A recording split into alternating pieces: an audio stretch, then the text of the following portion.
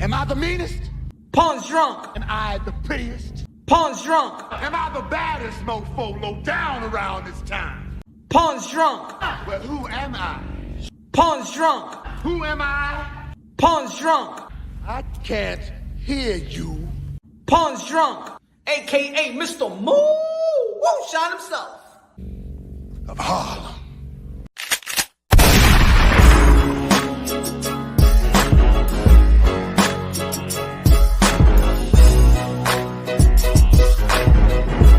Dímelo, dímelo, dímelo, mi gente.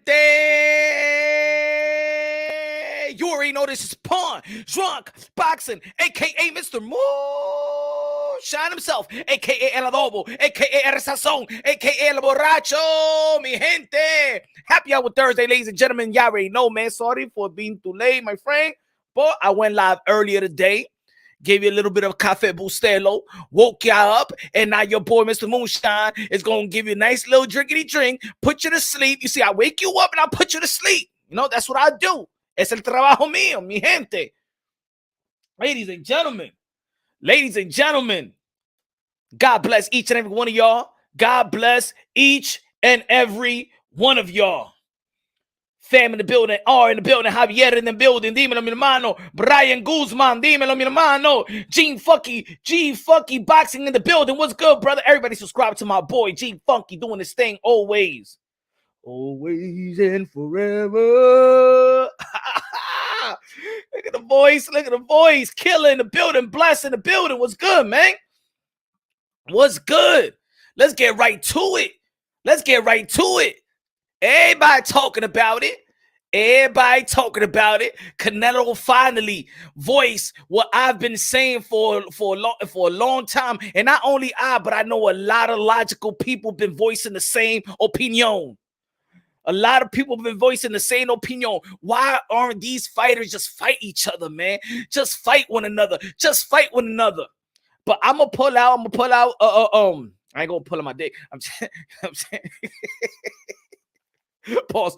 I'm gonna show y'all that what Canelo Alvarez was saying, Demetrius on Jay was saying it last year.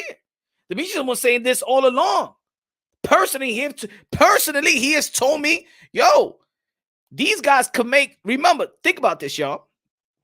He was talking about, remember Eddie Hearn and Demetrius Andre offered Charlo $7 million. $7 million to fight me. In reality, Charlo was going to get less fighting Canelo Alvarez. So it's not the money issue. This is why I feel like, Demetrius Andre and PBC, something is going around. Something is going on there. Something is going on right there. Smash the like button, ladies and gentlemen. Smash the like button. Make love to the like button. Kiss the like button. Make out with the like button. Impregnate the like button. Turn the like button around. Duke the like button, ladies and gentlemen. Get freaky with the like button. Give the like button twins. Treat the like button good, or the like button's going to take it to family court and take it to child support. Let's go. Let me get a little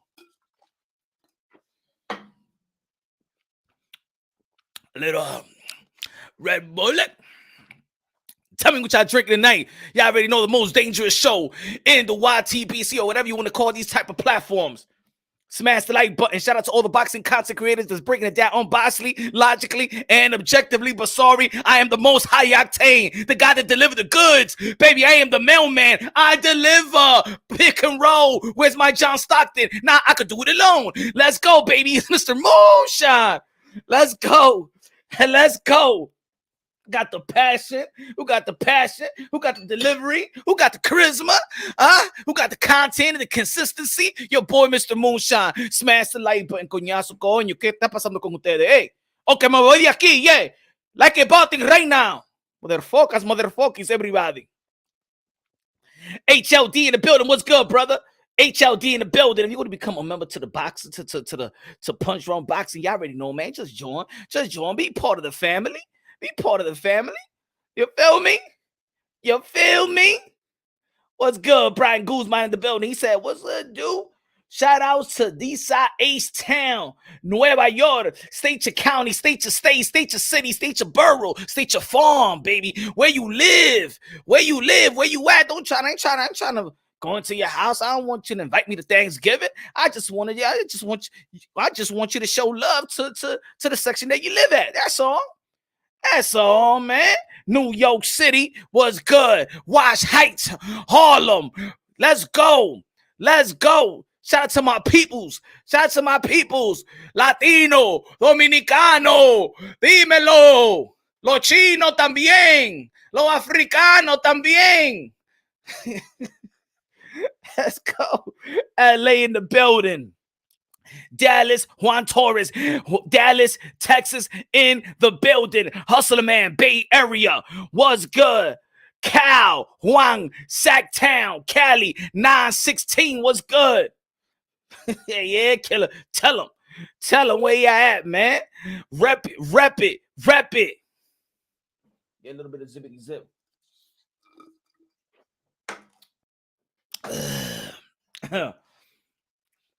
Ladies and gentlemen, man. Yo, what I've been telling y'all since last year. That boxing, it is going to be back in the forefront of sports entertainment. Ladies and gentlemen, look at the damn schedule we got, yo.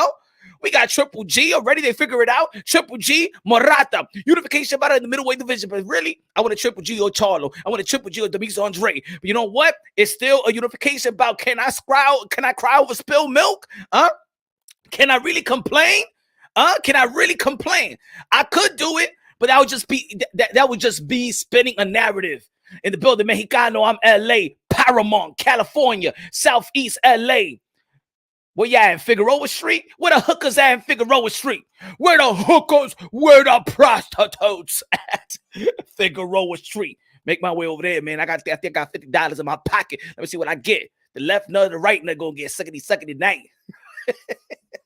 I'm sorry, it's the Christian show. You know, God, I'm just trying to make the people laugh and stuff like that and enjoy themselves. God, you have a relationship with me. Man, I'm getting better, man. I got a dirty mind. The devil's around. Help me fight him, Lord. Ladies and gentlemen, what else we got? What else? NYC in the building, my family. Boston Red Sox, New York Yankees. Addison, what's good? Albuquerque in the building was good, man.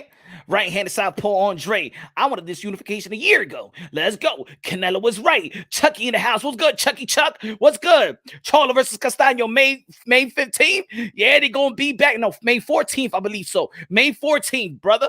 May 14th. Who do you see Andre truly fighting? Man, I don't know, man. I think his shadow will duck him. I think his shadow would avoid him. Shit, I don't know what's happening, man. Paramount, what's good? Figueroa, Paramount. Yeah, man. Who's in Figueroa Street right now?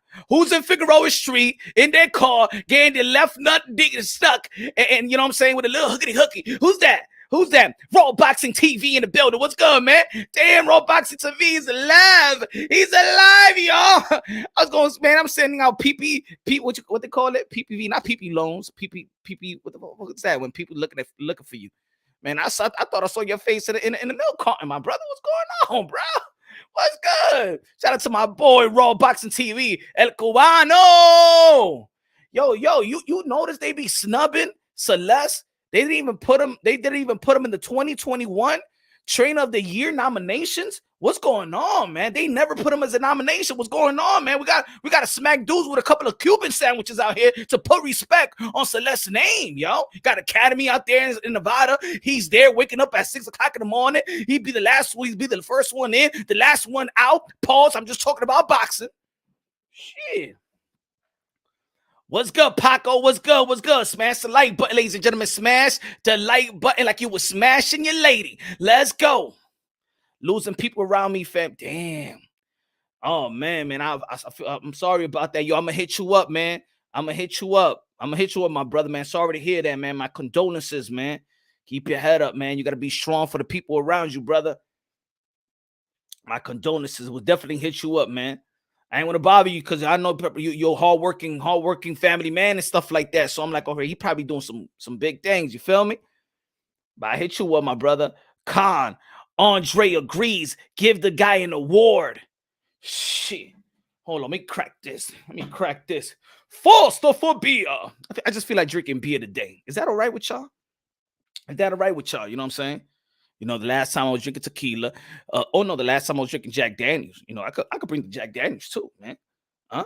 Don't worry, cause it doesn't get it. I don't need to be tipsy to tell you the truth and nothing but the truth. I don't need this. I'm gonna say like this, man. I was born with this type of energy. The drinks is just they bring me down to another to a downer level, you know. But let me crack this. This live is brought to you by Foster for beer. Get it in your store, liquor near you. All right, man. Look. Ladies and gentlemen, hold on. Let me say what's up to my sponsor. Hey, yo, smash the like button, ladies and gentlemen. Smash the like button. Show support to your boy, Mr. Moonshine. Yo estoy trabajando aquí. Yo dejé la mujer ahí en la cama solita. Me fuck with y'all. She's gonna be playing with herself. Mi gente, pero señor, me respeta a mí. Smash the like button, my friend. Que dejé los muchachos quietos.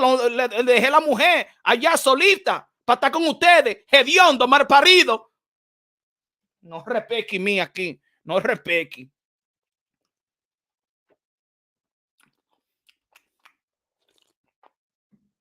Coño, esta cosa está bonita también. You know, sometimes when you take your first thing, you be like, oh man, what the fuck am I drinking? And then you went there with like the fifth one. Mira, no me dejes así mismito, tú sabes que tú eres suave. Suavemente, bésame, te quiero sentir tu labio besándome otra vez. Suave, bésame, suave, bésame otra vez.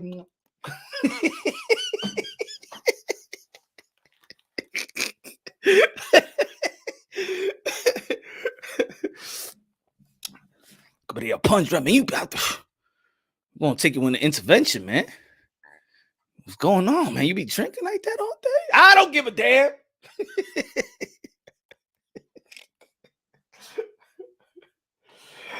Punch, yo, you got problems drinking and stuff like that. No, I ain't no damn alcoholic. What the fuck are you talking about?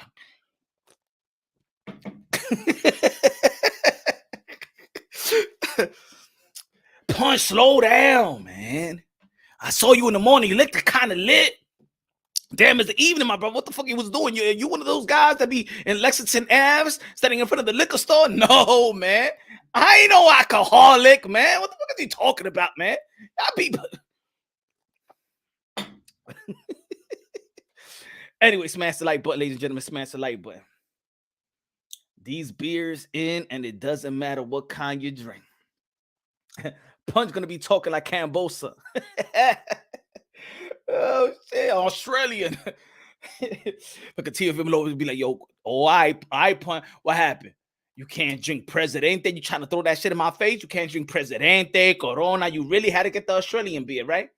You really got to get the Australian beer. That's it. Well, that was an indirect shot at me, my brother. What the fuck?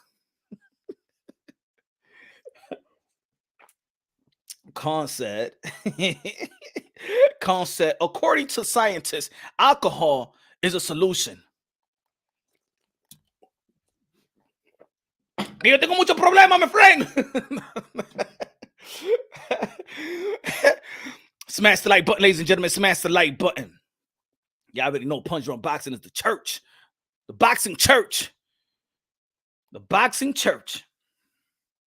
Smash the like button. Let's go. Rap Star Boxing Knowledge in the building. What's good? Everybody subscribe to Rap Star Boxing Knowledge, man. We wanted to hear your take about Josh Taylor. We ain't see you for days, Rap Star. And maybe you felt the robbery and you didn't want to talk to the people like that. I know you did a little live, but it was kind of late. I don't know. I thought you was gonna be pumping Jack Catterall. But I guess you're not really from London. Rapstar, you're from Scotland. You wear the skirt. Because you should have been happy about what Jack Catterall did.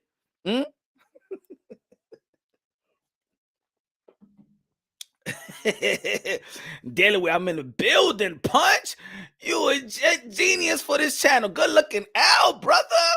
Delaware, man. Every time I drive through Delaware, man, you got a lot of cops out there, man. Shit, I be like this, like speed limit is 65. I go 65. 66. Diablo. What? Sir, you was going over the speed limit. Shit, man. What the fuck I was doing? You were doing 66. I mean, but it was 65. Doesn't matter. It's over the speed limit. Weren't you going over the speed limit? Yes, so it's 66 over 65, sir. Get out the fucking car right now. Coño, okay? But my friend, what the fuck are you doing? You a dark skin that speaks Spanish? What the fuck? What kind of world you living? Where you from? Is this really your license plate? That's how they get you, right? Man, come on, Kyle, what you talking about? I wasn't going over the limit, man. I was going 66. That is over the limit, sir. But come on, it's 66. I don't give a damn. It takes 1 second for a damn accident. You was going 66. Now get the fuck out the damn car. We got to curse at me. I am an authority. Get the fuck out of the damn car. You dark-skinned Spanish-speaking motherfucker. That shit is an alien around here. The fuck is that? Dark-skinned motherfucker that speaks Spanish? What the fuck is going on in this world? Huh? Shit. Get out the damn car. Get out the damn car. I don't even know what to call you, man. I don't know if I call you. I don't even know what to call you, because if I call you a nigger, you might be liking it and shit like that, because y'all call ourselves a bunch of niggers all day, every day. So I don't need it. You give me a handshake if I call you like that. What the fuck is called? Man. Put your hands behind your head or your back or whatever. I haven't get stopped by a cop in a long time. You know what I'm saying? To be honest, man, the people that let me go is actually the white cops.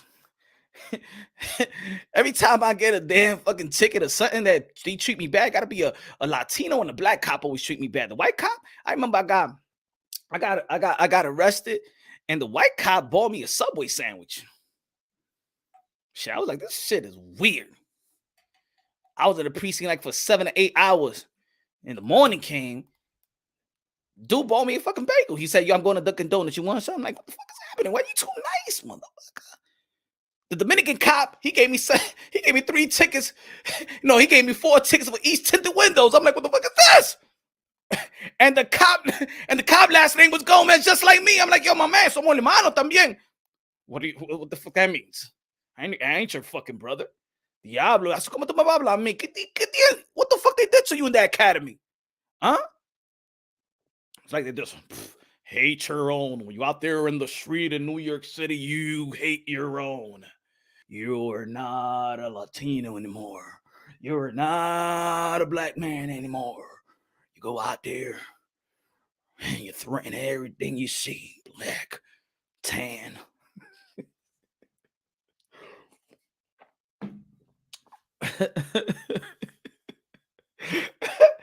Anyway, back to boxing, y'all. Give you my fucking private life and shit like that. Soy un hombre de.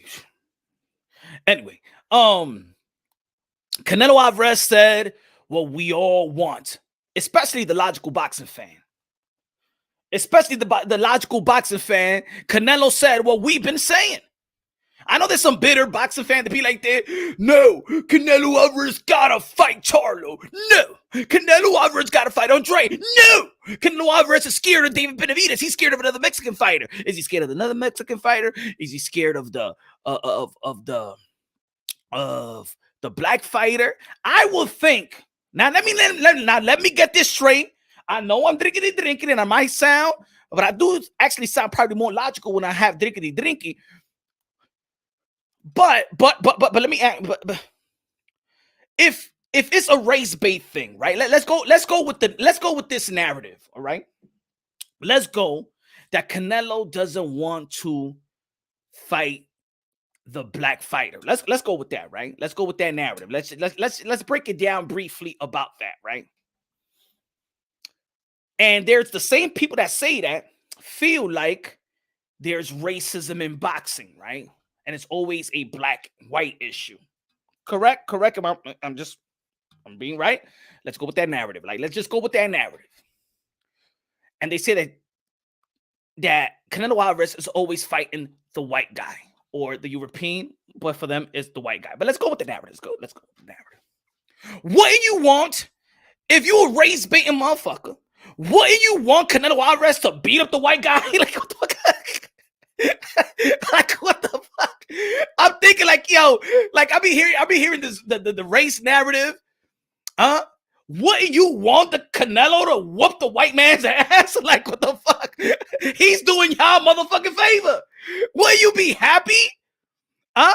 It wasn't Canelo and the Mexicans, Latinos, and enslaved African Americans. It was the white man. Canelo Alvarez is doing your motherfucking favor. You're supposed to be cheering for Canelo Alvarez. He got the balls to beat up the white man. Oh, yeah, I don't like, no. I don't get it. You want Canelo Alvarez to fight the black man, whip the... That doesn't make no sense. I'm just going by the narrative, right? I'm going by the narrative. I'm talking about, there's people that like to raise bait and be like, hey, yo, they not even giving it up to the brothers and stuff like that. Canelo Alvarez is just doing the motherfucking favor. Canelo Alvarez is probably saying in his mind, we in this together. Don't we say that Latinos and blacks are in it together? And Canelo Alvarez just want to whoop the white man's ass? Huh? Why y'all not rocking with Canelo Alvarez? Y'all supposed to be, yeah, hell yeah, whip that white boy's ass. Oh no, you want actually Canelo Alvarez to whoop your ass and the white boys too, right? Come on, man. It doesn't make any sense. Hold on, let me get a little zippity zip. I'm just going by with the narrative, right?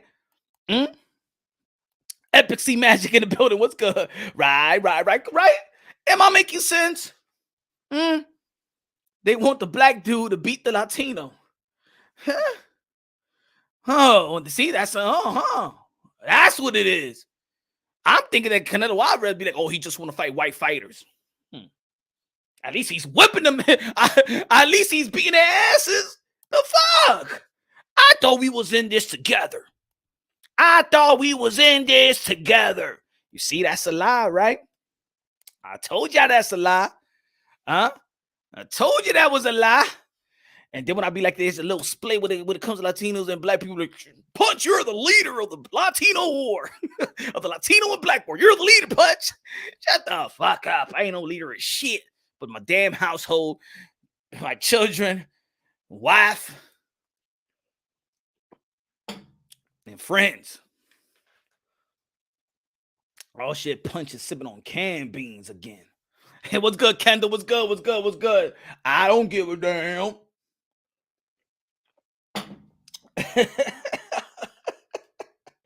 What's good, ACP Boxing Network? What's good, man? If David Benavidez was the face of boxing, the LDPC would be hating on them. Man, look, I'm not going with any type of group, all right? Y'all be setting me up, and then everybody want to talk about Punch, and I'm not going after no group. I ain't going after nobody. I'm in my own lane. Drive my own car. My own lane. I don't got nobody in the passenger side. I don't got nobody in the back. Nothing. I'm just driving my own lane. No. Don't bring that shit to me. Let everybody do what y'all want to do. Every channel, every group, every single individual. Y'all do what y'all want to do. Mr. Punch Drunk is just driving his own car in his own lane. I got no beef. I got no problem with nobody. You do what you got to do. Everybody got their subscribers. Everybody got their followers. Punch Drunk is wrong. I don't even want new friends. I don't want new friends. Not in the boxing, not in the YTBC, and any boxing content creator host. I don't want new friends. No. If you cool and I met you and you cool, all right, you cool. If you be like, hey, yo, Punch Drunk ain't shit, fuck him, I don't give a fuck, all right, stay on your side. I don't got no problem with you. I'm just driving my own car. No. No. I don't want no friends. I don't want no friends, not in this community, man. 98% of the people in this community, man, nah, man, they take their backs on you. They take their backs on me. They stab me in the back. Fuck that. I don't need no fucking new friends. No. My peoples, my followers, my subscribers, the people that truly support me, y'all my peoples, y'all my family. Nah. The other boxing content creators, we cool. Stay on your lane. I'm good. No new friends. Had all new, yeah, man. No new friends, man. Couldn't have be like, hey, yo, subscribe to this guy. Then you go over there. You go to them channels. They be like, yo, fuck Punch. I'm like, what the fuck? Yo, what the Fuck, hell no.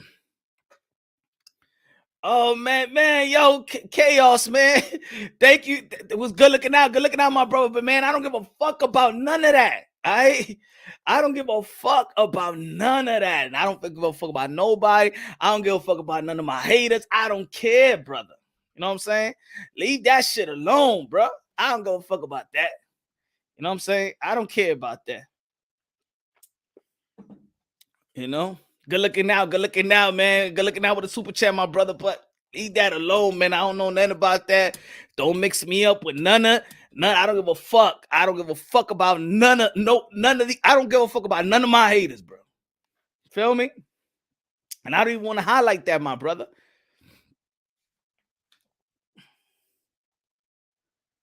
This year I am busy. Maybe next year. Even groups are made of individuals. I believe in people standing on their own philosophy. Hell yeah, Con. Hell yeah. Good looking out, Chaos. I ain't trying to shade you. I don't care about none of that. You know what I'm saying? I ain't highlighting none of that.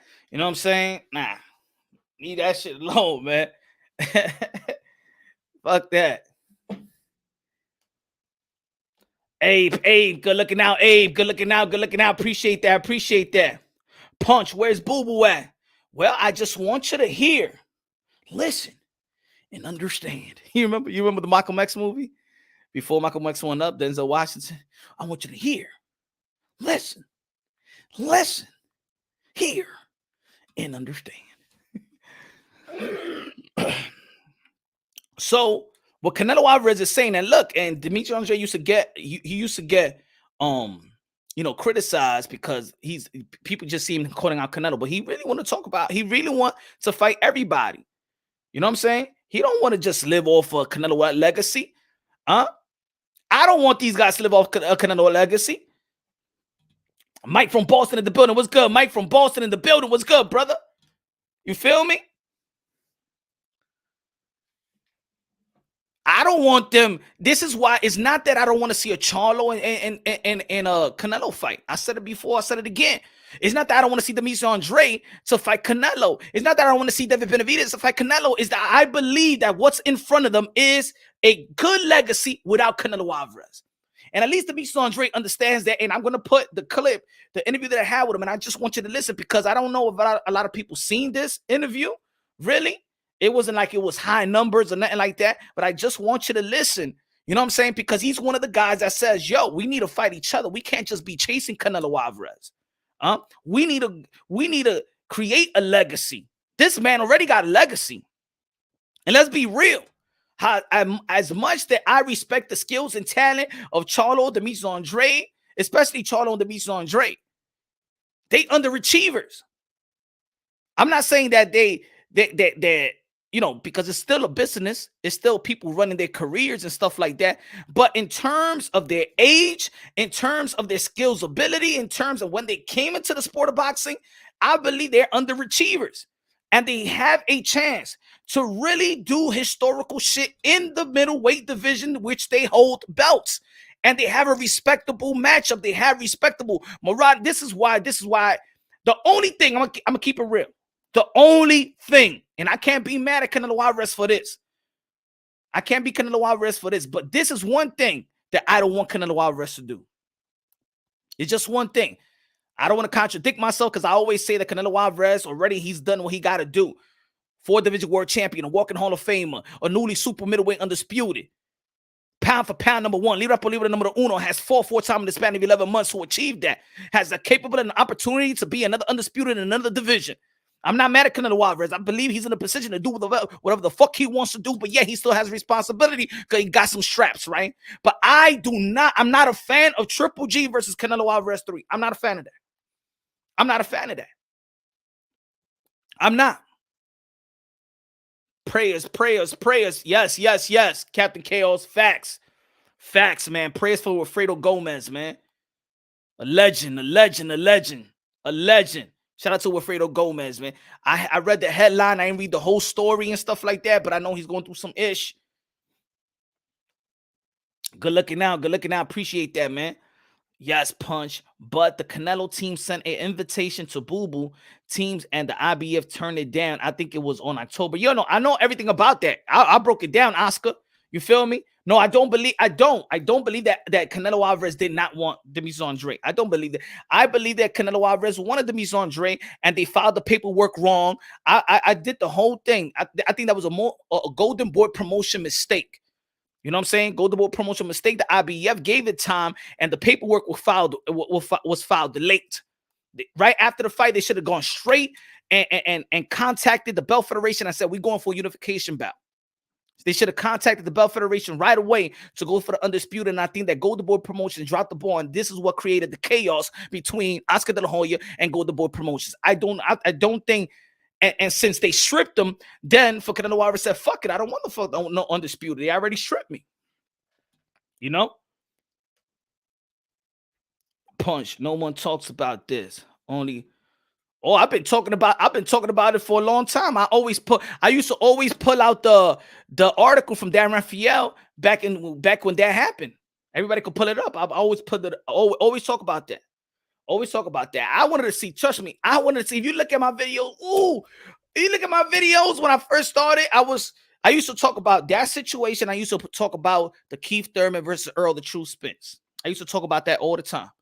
I know Canelo Alvarez, Demetrius Andre wanted that. He was in position to get that. That's why I'm like, why fans be acting like Demetrius Andre was not in position to get Canelo?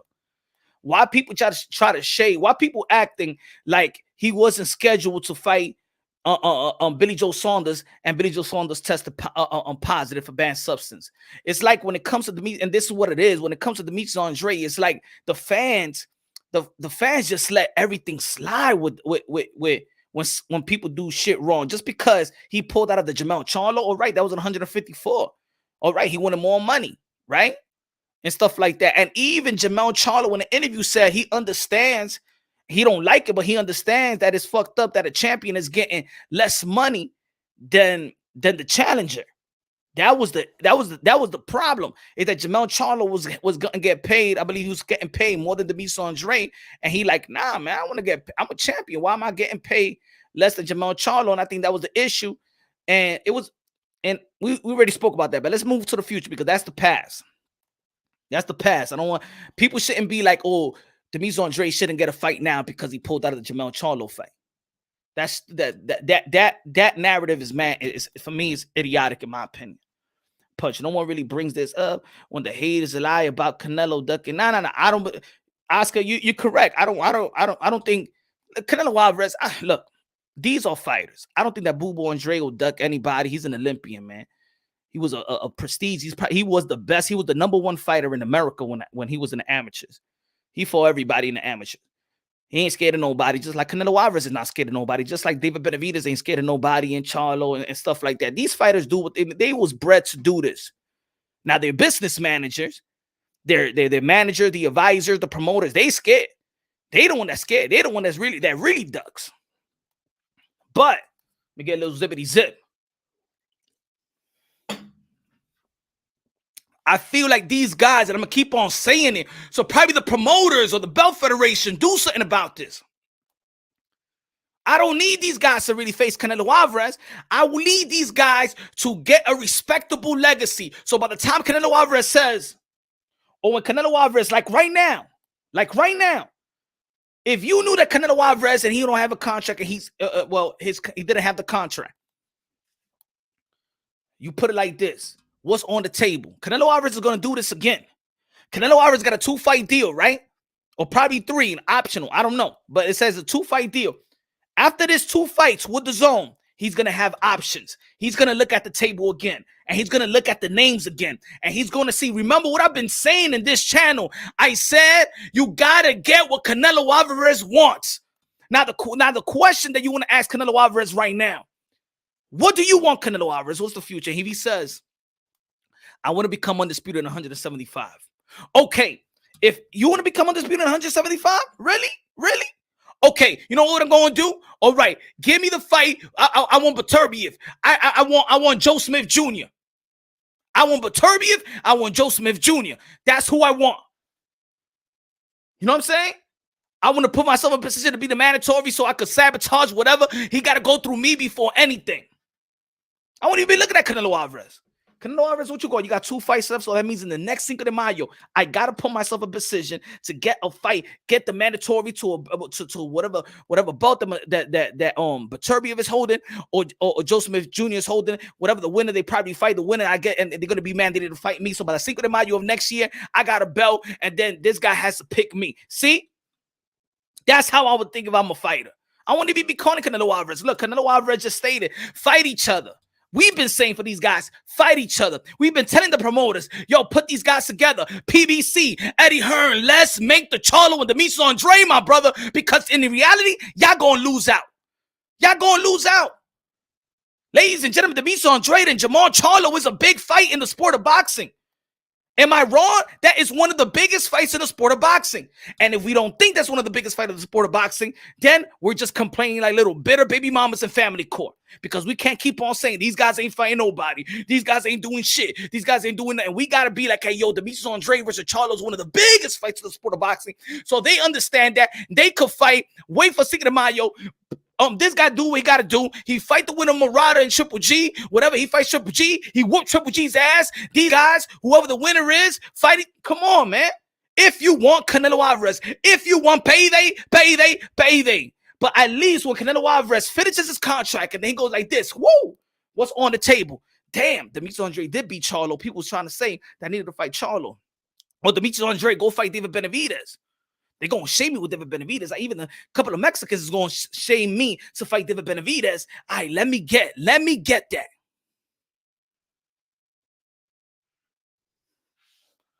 By the time it's going to look like that, the Chief, right? They're going to want that cash out. They all 34 years old. 33, 34. They're older than Canelo Alvarez. It's like I said in the morning. Smash the like button, ladies and gentlemen. Smack the like button. It's like I said in the morning. I said, Eddie Hearn, I understand it was funny. It was funny to me, too. It was funny to everybody. When Demetrius Andrade came through, get the fuck out of here, man. You a terrible fighter. You know what I'm saying? It was funny. But Eddie Hearn should have never laughed. Eddie Hearn should have been like, well, Canelo Alvarez, why you don't fight Demetrius Andrade? Look, my fighter right here. Hell yeah. You know you should have given him the chance. What about Canelo Alvarez if you win the situation where Demetrius Andrade was? Huh? How would you feel? How would you feel, Canelo Alvarez? How would you feel you with Demetrius Andrade in 160 pounds when you had the opportunity to become undisputed? How would you feel? You know what I'm saying? Eddie Hearn got to give the gap. Eddie Hearn is a man's man. When it comes to Canelo Alvarez, you know Canelo. Eddie Hearn wear wet panties, man. Let's be real. I said it earlier today. Eddie Hearn is one of my favorite promoters. I think he's my favorite, the favorite promoter in my opinion. But when he's around Canelo Alvarez, man, he got wet panties. and when he's around Demetrius Andrade, he got his period. Oh, feeling all shit. Well, I gotta go to this fight. I gotta go to New Hampshire. Fuck.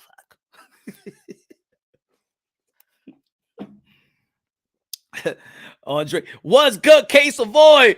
What's good? What's good? What's good, brother? What's good? K Kappa, what's good? I ain't mad at that.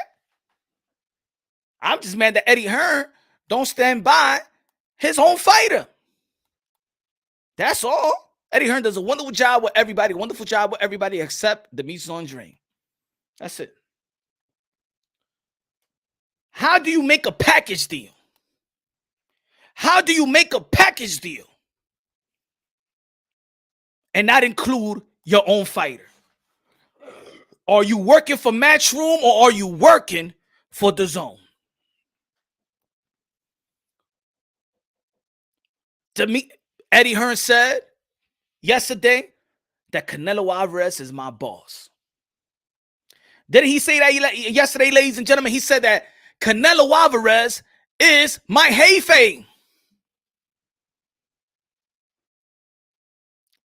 Because he's the promoter, he's a promoter, so the bosses are his fighters. How do you go in a lucrative deal again on the Zone and you make a lucrative deal without your own fighter? You're partners with Canelo. You're partners with Triple G. Demetrius Andrade is your fighter. The PBC deal had who? Charlo and David Benavidez. Why? Charlo, right? Al Heyman's going to come to the table. I have a deal for you to fight my fighters. Eddie Hearn comes with a deal, and he don't have his fighter on the deal. I know that David Benavidez was Samson Promotion, but y'all already know Samson worked with Devin Haney. That's an extension of not Devin Haney, I'm sorry, with Al Heyman. That's the extension of Al Heyman. That's the difference between the PBC deal, and that's the difference between the Eddie Hearn deal. Eddie Hearn made a deal with Canelo Alvarez that has none of his fighters. PBC makes a deal, but it has his fighters. Who are you looking out for? Who are you looking out for? Again, this is not a Canelo thing. I'll go with Canelo. Canelo could do whatever he want to do at this point. After he accomplished whatever he accomplished, especially this past year. But how do you make a lucrative deal with Canelo? Look, Manny Pacquiao. Manny Pacquiao wants to fight the best, right? Manny Pacquiao came to PBC. PBC offers his fighters. PBC said, here's Keith Thurman, here's Adrian Broner, and here's Earl Spence. All right, he's out. Here's Ugas. Eddie Hearn gives him a deal with none of his fighters. How do you present Canelo Alvarez a lucrative deal for the zone and don't include Boo Boo Andrade? Then it tells me you're not working for your fighter. While your fighter is about to trying to fight Zach Parker, you ain't win the bid, but you sure won the negotiations with Canelo Alvarez, but he is not your fighter. He leaves after September, just like he left you for PBC, and you kept on running. He left your ass, Eddie. Let's be real. Canelo Alvarez is going to go for the best interest for him. Your best interest, Eddie Hearn, should be for Demetrius Andrade. But no, your best interest is for the zone. That's what I have a problem with. Now, everybody put yourself in position. Now, there's going to be, I know y'all got, because we a lot of us is massively, we love a Canelo Alvarez, right? I'm a fan of Boo Boo Andrade too. Let's put ourselves in Boo Boo Andrade's place, and he has a promoter, and Canelo Alvarez. That means that's how PBC fighters feel. When Manny Pacquiao landed with PBC, the PBC fighter says, "Oh hell yeah! Now I'm gonna get a chance to get that big fight." Earl Spence, after the Mikey Garcia was calling out Manny Pacquiao, he was gonna get the fight too. Keith Thurman got it. Adrian Broner got it. At least Al Heyman fed his fighter with their biggest payday. At least Al served his fighters to get that big payday. You think that Caleb Plant shit wasn't planned? They were Canelo Alvarez, Matchroom. They wanted Caleb Plant. Golden Boy promo. They wanted Caleb Plant first. Nah, I'll say I'm gonna save this one for last. I'm gonna look out for my fighter. He's gonna have to eventually. That's what he wants. The undisputed. My fighter got what he wants, and eventually, I'm gonna make some good money for my fighter. I'm gonna bring him here to this platform and give him my fighter. Now, Eddie Hearn is bringing Canelo back into the zone. And let's be real, because a lot of babies out here, I'm gonna be real. Let's keep it consistent. This past month, I was arguing with a bunch of people about pay-per-view. And a lot of people were saying, well, I paid the zone for free. I don't have to pay pay-per-view for the zone. I don't have to pay all that shit for ESPN Plus. Not only did Eddie Hearn fucked over his fighter, Eddie Hearn fucked over the zone subscribers. But because we love Canelo, we never see an issue with nothing. Am I right or wrong? Let me know if I'm wrong. Just let me know. You don't have to agree with me. Just let me know if I'm wrong, if I'm making sense, or it's just the beer talking.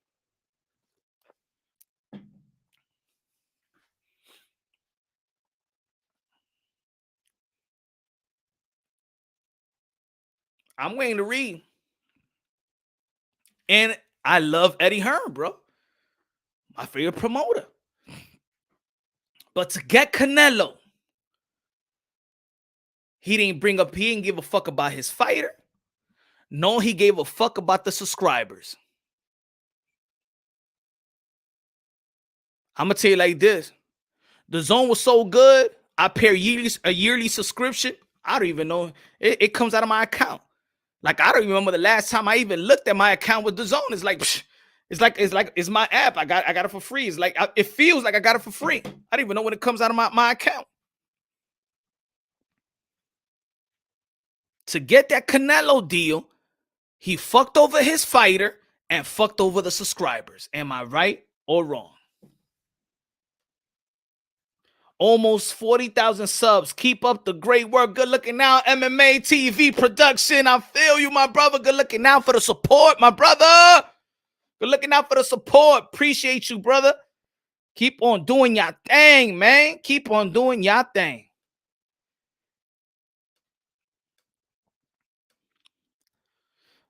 We were going to pay 80 cash regardless, no matter where he ends up. No, I feel you. Danny, I feel you that we were gonna pay. I was gonna pay. I'll pay for every pay-per-view. I don't care if it's Javier Fortuna versus Eddie Hearn. No, I ain't gonna pay for that. But I'm just saying. But the principle of it, the marketing of the Zone was that pay-per-view was dead. See, I don't get mad if there's pay-per-view. I get mad if you sell me something, I buy it, and it's not what it is. Now you jipping me now. That's just that's the facts. Now, whether I care about being gypped or faked or feel like they robbed me because the way that they advertise is almost like when a fighter tells you, hey, yo, I'm going in there and I'm going to knock this dude out. And then when he steps inside the ring, he's just running and running. And then you start booing them. Oh, what happened? What you did? What you told the whole fans what you're going to do in the press conference leading up to the fight. That you're going for the knockout. You're going for the knockout. And you was just running. Right? You feel like he faked you. You start getting mad at that fighter because he sold you something. You feel me? Edwin Castillo, dímelo, mi hermano. Pontron, saludo, hermano. Fuego. Canelo is right. Floyd pound for pound avoided Lara trial, and Canelo didn't sit around and fought. Diablo, look as a foot. Yo, that shit just left. Oh, for everyone. False advertising. Exactly. So, because we love Canelo, we are willing to get played by the Zone. Let's be real. K-Savoy, my brother. One of the members. What's good, my brother? He said, keep it up, Punch. Great insight of what's really happening. Yeah, we got to keep it unbiased, logically, and objectively. We got to keep it unbiased, logically, and objectively. You feel me? Verdad, K-Savoy. And I understand. See, I understand the pulse. I understand the fans. I understand the people that support me too. I understand the people that appreciate my content. I understand that people hate it when I compromise it, when I speak great about Canelo Alvarez, and then I speak great about Charlo, and I speak great about Andrade. And sometimes I speak great about Andrade. I lose subscribers because you probably love when I speak great about Canelo and speaking great about Andrade. Feels like I'm disrespecting y'all. You feel me? I understand that. You see, but I got to keep it real. I would have paid. I'm going to pay for Canelo Alvarez pay-per-view regardless. I'm going to pay for it regardless, whether he's DAZN, ESPN Plus, PBC. But the DAZN model was one of our favorite models. We appreciated DAZN. And for Canelo Alvarez, they changed their models. Now we paying subscription and we paying pay-per-view. While they was shitting on PBC, Showtime, Fox, ESPN, Eddie Hearn shitting on Bob. At the end of the day, the zone became them. Have I feel gypped? Now, put it this way. Put it this way. If you don't feel gypped, if you don't feel like they took advantage of you, did you pay for a subscription in January? And can you name me the fight that you saw in January on the zone? So that $20 that people say, oh, okay, but I'm subscribed by the zone, so I only got to pay $59.99 for the Canelo fight. Motherfucker, we paid $20 for January and there was no fights. So in reality, we are paying the $80. We ain't get no fights in January. Guess what? I paid the zone and they didn't give me no fights. But because I said, you know what? I don't pay pay-per-view for the zone. I don't give a damn. I don't give a damn. You know what I'm saying? That I know they're going to give me some good fights. Then they came with the pay-per-view.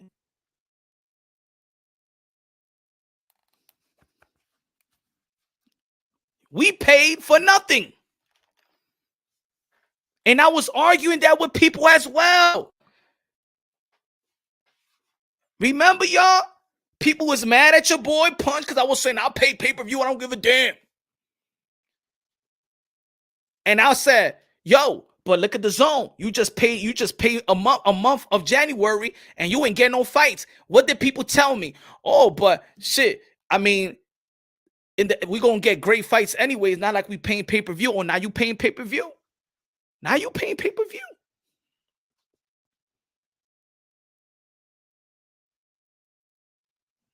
And exactly right, Luis Torres.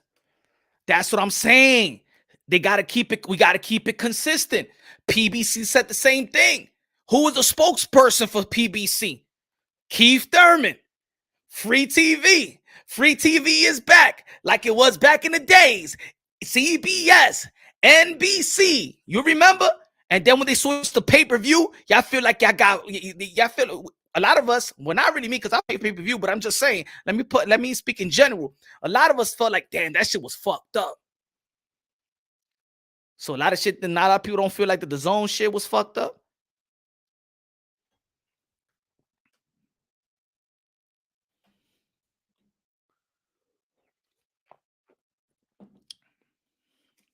Let me tell y'all this.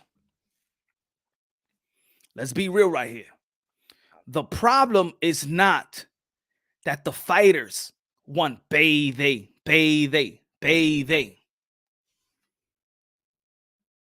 The networks and the promoters want Canelo for bathing. Canelo Alvarez in this span controlled two big entities in the sport of boxing. We gotta know how much we're going. Let's see what we're gonna do. Eddie Hearn said, fuck it, I'm not gonna bid for the Dillian White fight that much. I ain't gonna win that bid, and I'm not gonna win the Demetrius Andrade because I need to lock down this Canelo situation. I can't lock down any fight with Kalen Plant or Charlo. I can't lock down any other fight because I need to take care of this situation with Canelo Alvarez. Everybody's at home. It's not only the fighter that want the payday. We just see the fighter when we blaming the fighters. But the networks and the promoters is letting the fighters know that Canelo dictates everything. So these fighters got to be like, let me get the Canelo fight. Because y'all doing everything for Canelo. In the end of the day, your boy, Mr. Moonshine, I love and appreciate Canelo's career. But I am a boxing fan first. And it's not getting healthy. It is not getting healthy that everything is dictated by Canelo. I am a boxing fan first. Everybody's at home. Everybody's not making a decision until Canelo makes a decision. And when the networks is letting the people know that, shit, we just fighting for Canelo. And the promoters are just putting their eggs on one basket. What these fighters supposed to be doing? What are these fighters going to do? But chase the same person that the networks is chasing and the promoters is chasing. Everybody want payday. Everybody want a piece of Canelo Alvarez, and it's just not the fighters. These fighters have now no choice to line themselves to get a Canelo fight because everybody is lining up to get Canelo. That's the truth. A la buena or a la mala, they have to put themselves in position to get the Canelo fight.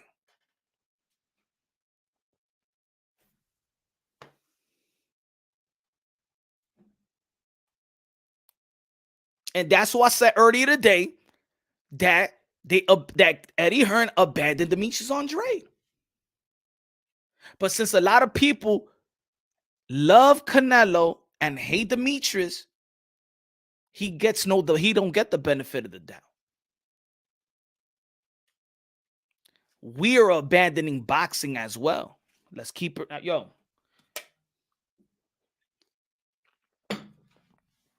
That's why there's people that be like, hey, yo, you hating, man. You hating Punch. Why you hating that Charlo don't get the fight? I don't want him to get that fight right now. I want him to get Andrade. I don't need Andrade to get Canelo. I want Andrade to get Charlo. I want them to build their own legacy because if Canelo Alvarez retires now, he has his legacy. You could attain your legacy without Canelo. You in a lucrative, historically prestige middleweight division. One of the most prestige divisions in the sport of boxing. You got Triple G, future Hall of Famer. And if y'all beat each other up, and this is what I mean, folks. This is what I mean. This is what I mean about Eddie Hearn. You making deals for Triple G. Triple G took the zone to the motherfucking bank. Triple G gets no critique. Triple G is flying under the radar. No hate. I'm not saying hate a fighter. I'm not saying critique a fighter. But look at his opponents. Look at his opponents when he got the DAZN deal. And he gonna get Canelo Alvarez again. For the third time. I understand the Murata fight. I understand. So Murata gets handed a belt and he gets Triple G. And Charlo and Demetrius Andrade don't get Triple G. But we give it a pass. We don't care. And then we get comments like this. Andrade is ducking Janibek. So at this point of his career, you want Andrade to look at Janibek. Because if he beats Janibek, or you gonna give him credit. Like I said in the morning, he is not gonna get not one cell of a credit if he beats Janibek. I don't mean to disrespect fighters. I'm Monday Wars, Monday Gladiator. You already know how I feel about fighting, but fuck Janibek. Forget that dude, man. This man wants some championship. He won a unification bout, and you pushing this Janibek mandatory to his face. Get out of here. We don't want that as a fan. No.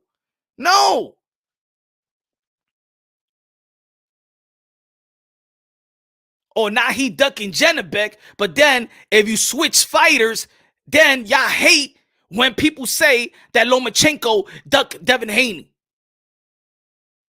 Y'all hate when people say that Canelo ducked Charlo. Y'all hate because he was in mandatory position. Y'all hate that Lomachenko, when people say that Lomachenko ducked Devin Haney because he was in a mandatory position. Wasn't order, but in a mandatory position. Now you shaming Demetrius Andrade to fight his mandatory.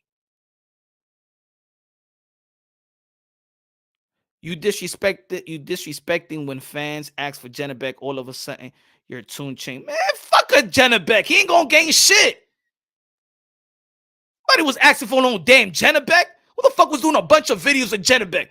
Who's having dialogues and debates about Janibek? Stop that bullshit, bro. Stop that bullshit, y'all. Y'all contradicting yourselves, man. Y'all crying, bitch. People come to my channel. Yo, Punch. Yo, Punch. You heard what these channels saying? You heard what these race baiters are saying? Y'all come to my channel. Y'all say the group names. Yo, these guys new media and LDBC. And yo, they say this. And they say Charlo is Canelo is ducking Charlo because of mandatory. Who the fuck want to fight a mandatory? Oh, sure. They say Lomachenko fighting Devin Haney. Who the fuck want to fight Devin Haney? Lomachenko want to fight a champion. Canelo want to fight a champion. But when it comes to Demetrius Andrade, the champion, that he wants to fight a champion, y'all want to shame him to fight his mandatory. That's some fake ass shit. That's fake right there. Oh, now this guy, ooh, the world beater. Now he's the world beater. That's why, this is why I tell y'all folks, this like, yo, don't come to my channel. Don't talk shit about another group. Don't talk shit about, I don't want to hear it. I don't want to hear that shit. I don't want to hear that shit no more, bro. I'm done with that. Save the comments, save the chat, save the, oh, yo, you heard what this guy said. You heard what this guy from New Media said. Yo, Punch, you heard what this guy from LTB said. Yo, he said, Duck, I don't want to hear that. They do what they do. No. Don't say because some of y'all will contradict yourself. Look like right now, the Janabek situation. Come on, man. Stop. I don't give a fuck. Stop. Let's break it down on boxing logically and objectively, man.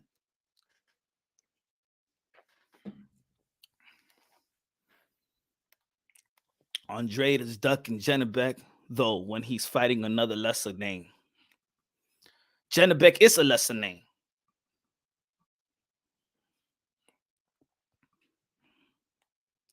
Matter of fact, I'll show y'all. Let's see if Janabek ring bells. Hold on. That's what I mean. Y'all now y'all shaming. Y'all hate it. Y'all hate it when people were shaming Canelo Alvarez to face the mandatory Jamal Charlo. Y'all hated that. Y'all say that why should Jamal Charlo fight him if why does Canelo need to fight Jamal Charlo? He ain't fight nobody. Why does Canelo Alvarez needs to fight Demetrius Andrade? He hasn't fought nobody. But now y'all shaming Demetrius Andrade to fight Janabek. Because Janabek, he beat Triple G. Janabek is a 2-division world champion, right? He beat, right? He did something, right?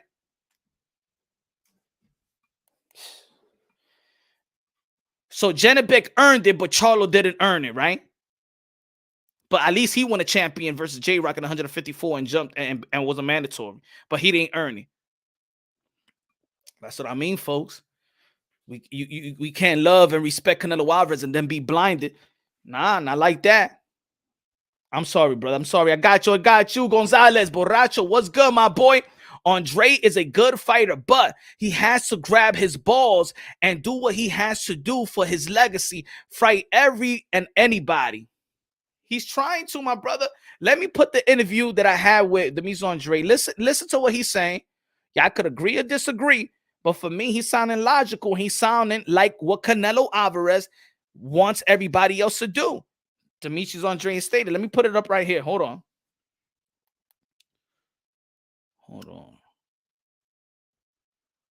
How do I put this up?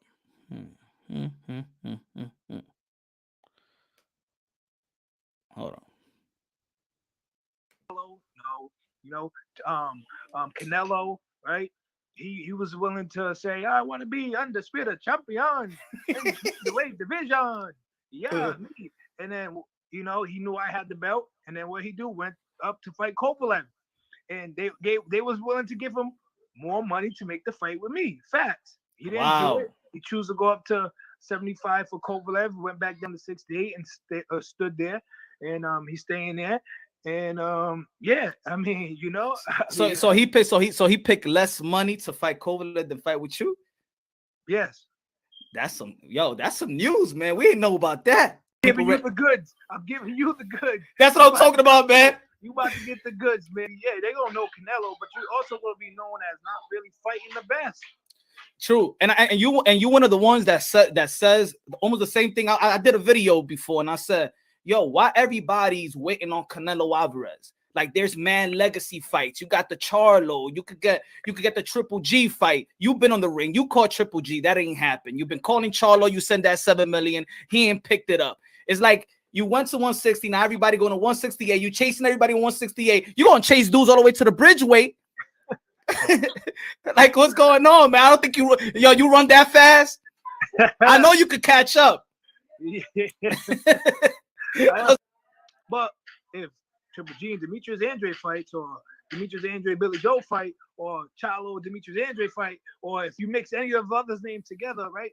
Don't you think you're gonna demand way more money to get in there with Canelo? Ain't that the whole really point? People like thinking that they're gonna get this grand jackpot fighting Canelo, and it's like, nah, bro. Canelo's gonna say, yo, here's $3 million. You want that? Yo, you can fight me for $3 million, right? And then win or lose, draw, whatever the situation, and then that 3 turns into 6, then it turns into 10, then it turns into like, yo, now we're talking shit because Canelo is not the only one with the resume.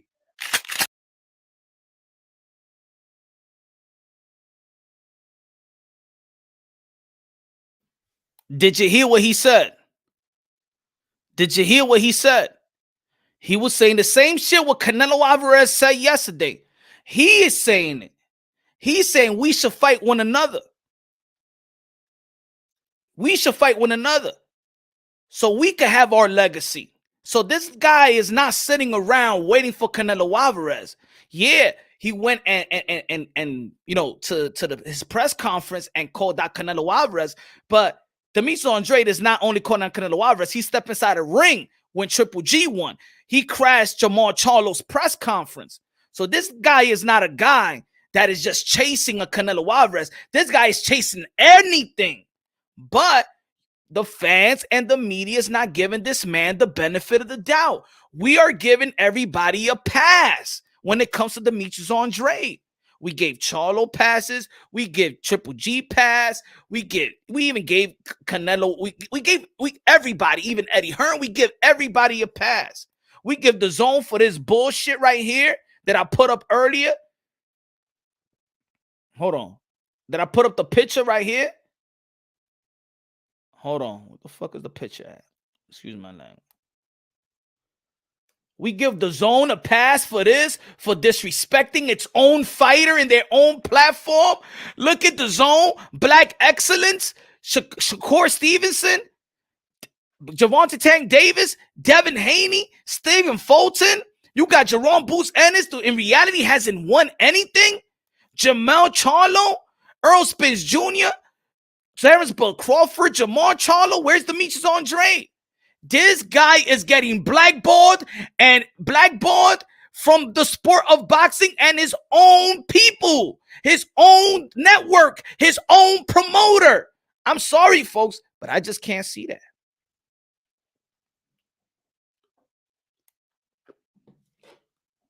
And we giving everybody a pass to do it. We giving everybody a pass to do it.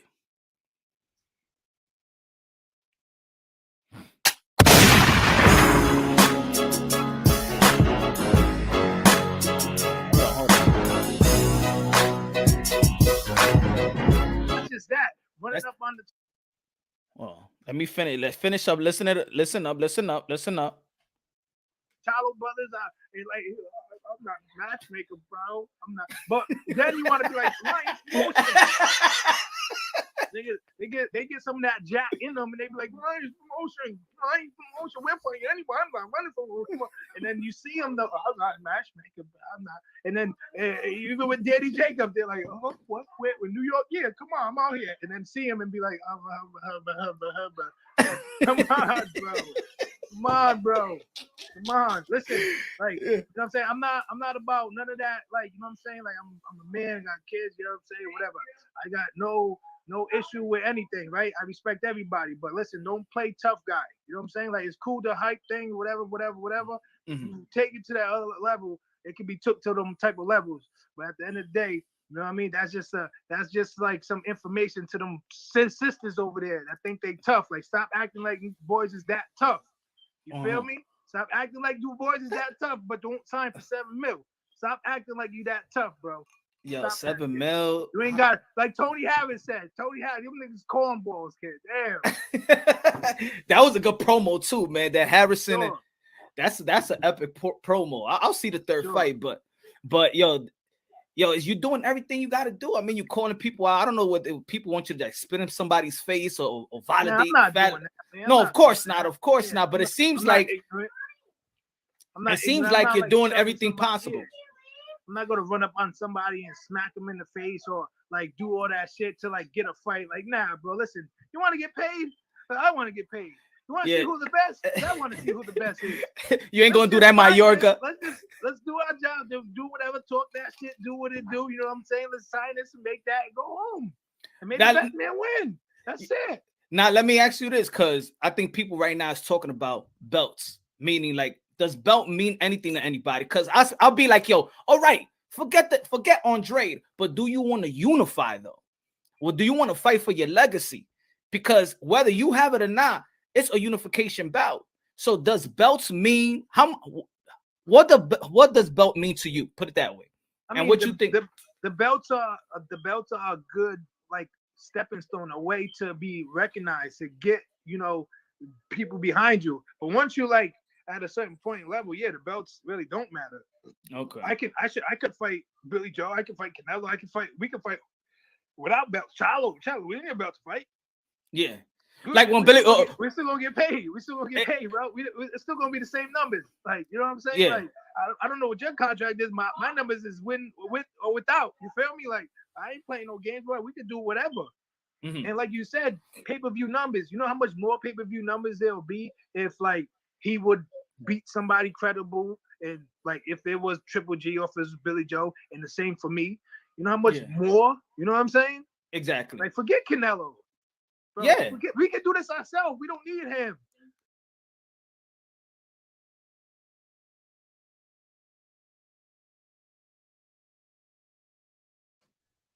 Did you hear what he said? Did y'all hear what he said? We don't need Canelo. We could do it ourselves. But when Punch Drunk do the interview, you don't hear none of these mass media quote what Demetrius Andrade said, right?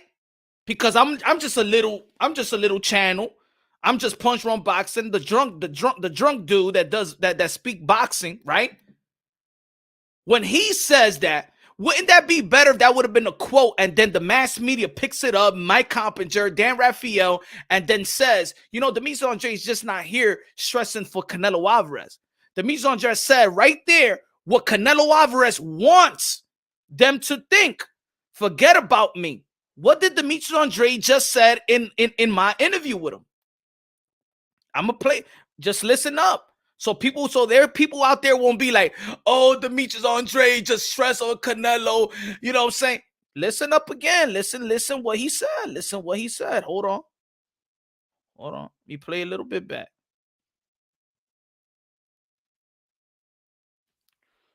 You play a little bit back. Here you go. You know how much more? You know what I'm saying? Exactly. Like, forget Canelo. Bro, yeah. We could do whatever. Mm-hmm. And like you said, pay-per-view numbers. You know how much more pay-per-view numbers there'll be if like he would beat somebody credible, and like if there was Triple G offers Billy Joe, and the same for me. You know how much more? You know what I'm saying? Exactly. Like, forget Canelo. Bro, we can do this ourselves. We don't need him. Or when they.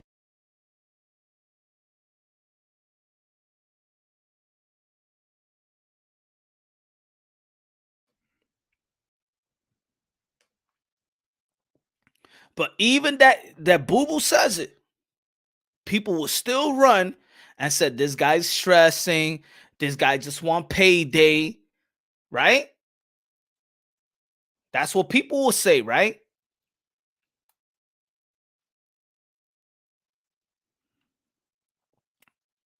Is Punch drinking Foster?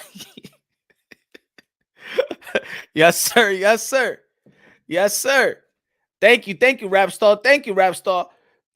But see, why they don't pick it up now? That interview it was just what was it, 2,000 views. Mama Juana on ice in that video. Oh yeah. Yeah, I felt like drinking beer because with the liquor, I just drink it too fast, man. Beer, I actually take my time with beer. But what did y'all get? What type of energy did y'all get from Boo Boo in that little bit that y'all heard? Talk is talk, punch, facts. Let me see. Let me put that up. He said, talk is talk, punch, facts are facts. He says that they don't need Canelo yet. They too scared to fight each other to protect their own. But we physically seen him go and crash Charlo press conference. We physically see him get in the ring after Triple G and told Triple G that find your balls. We seen physically him go at Canelo. But the fans are giving everybody else a pass. Nobody is screaming the no, everybody's avoiding Demetrius Andrade, they ducking them. Nobody is giving that energy. But everybody's giving the energy of he's a boring fighter. He don't sell. The shit that we don't give a fuck about, he don't sell. That's not our money. Everybody gets a pass. But and look, the highlight of yesterday, the quote was that Canelo Alvarez says that these guys need to fight each other. Why wasn't that the highlight when Demetrius Andrade said it? Because y'all shamed them. But what Demetrius Andrade says is not the highlight. But Canelo Alvarez, the highlight of yesterday's press conference is Canelo Alvarez saying that these guys need to fight each other. Am I right or wrong? Was that the highlight of yesterday? The quote of yesterday's press conference. Am I right or wrong? And that's all I'm saying, Warrior. Right there, as a boxing head, fan or not, he deserves a big fight. Fan or not, he deserves a big fight. That's it. Fan or not. And if I don't speak about it, there ain't going to be a bunch of channels going to speak about it, right? That's unbiasedly, logically, and objectively. I want the best fighting the best. I want unification bouts. But when it comes with Demetrius Andrade, nobody want a unification bout? Is that he boring and he doesn't sell? Huh? Is that he's ducking Janabek? The same people says that he's ducking Janabek is the same people that's mad that he's ducking his mandatory. The same people that was mad when people were spinning the narrative that that Canelo Alvarez is ducking his mandatory Charlo, that he was ducking his possible that Lomachenko was ducking his possible mandatory Devin Haney. But then the same people spin that narrative with Demetrius Andrade that he's ducking Janabek. Then see. That's not right. That's not keeping it real. That's not keeping it consistent. Now, people spin the narrative. Y'all mad about the narrative pushes, but y'all do the same shit. Y'all do the same shit. And I'm just talking about the same. I'm talking about the same people that was saying that he's ducking Janabek, but Lomachenko is y'all mad when people say that Lomachenko was ducking Devin Haney or Canelo was ducking Charlo because there was a mandatory precision.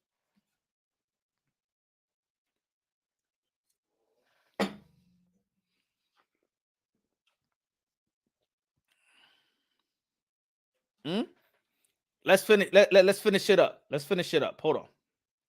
Let's finish it up. It'd be like, yo, but why does Demetrius Andrade, why he don't fight Liam Williams? I'd be like, Liam Williams, why does a champion needs to chase unchampions? No, he's already in position to get unification bouts. Like, yeah, people are crazy. Listen, people are crazy, bro. People crazy. At the end of the day, you got Liam Williams, whatever his name is, his own fans, cool.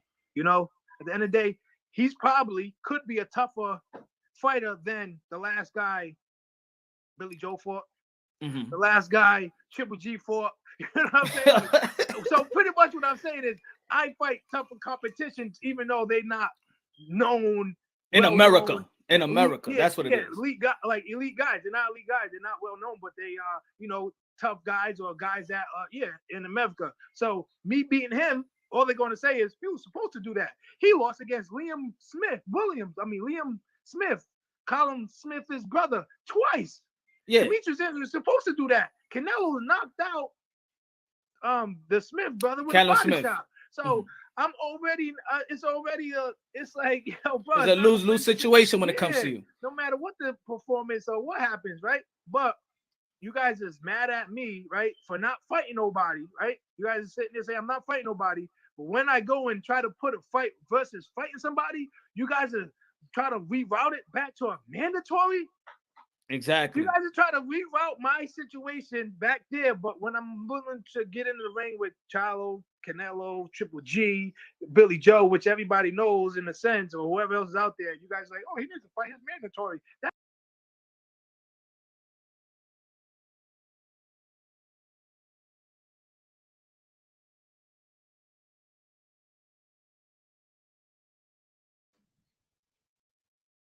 Wasn't that an epic? Wasn't that informative interview, man? Everybody, bad job to all the mass media who did not see this interview because they don't want to give your boy Mr. Moonshine any fucking credit.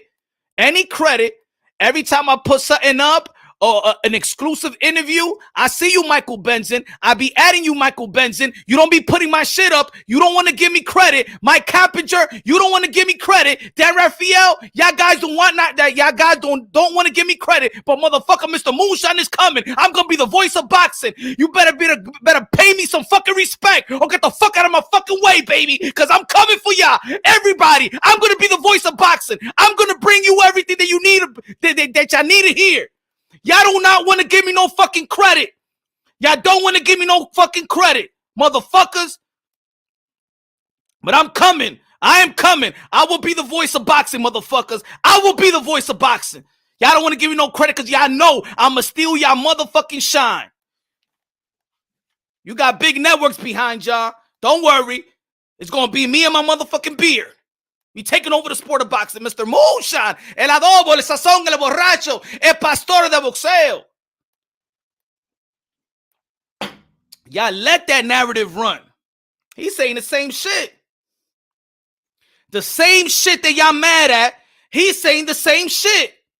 How you gonna revolt that shit back to a mandatory? I don't want Canelo Alvarez to fight a fucking mandatory if he's in position to get a unification bout. Can you imagine? If Canelo Alvarez, well, I can't imagine. I believe he's gonna beat Demetrius Bivol, and then Joe Smith Jr. fights Beterbiev, and let's say Beterbiev beats Joe Smith Jr. But shout out to Joe Smith Jr. from New York City, but I think the Beterbiev is gonna whip your ass. But anyway. And then Beterbiev got 3 belts. Canelo Alvarez have 1. A fight to become undisputed.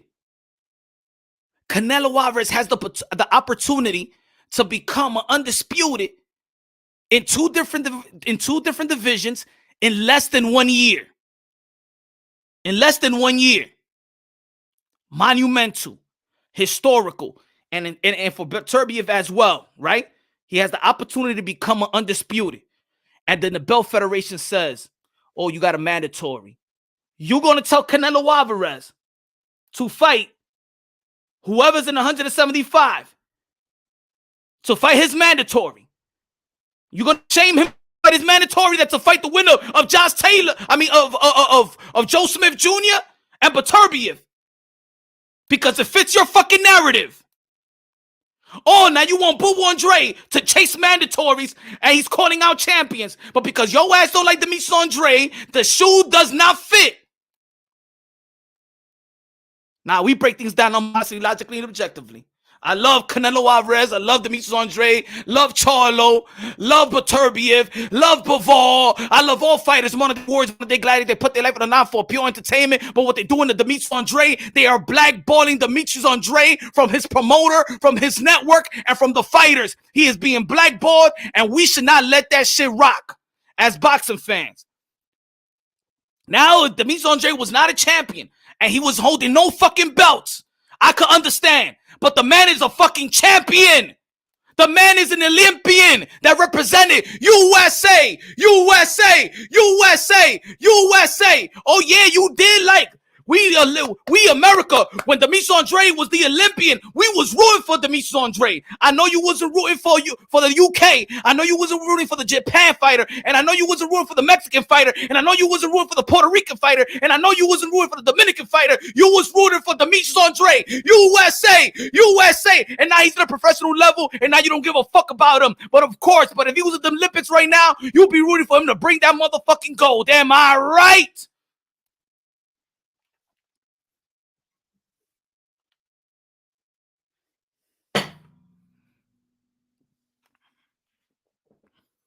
Keep that same energy. Don't come to my channel talking about other people pushing narrative if you're going to push the same narrative.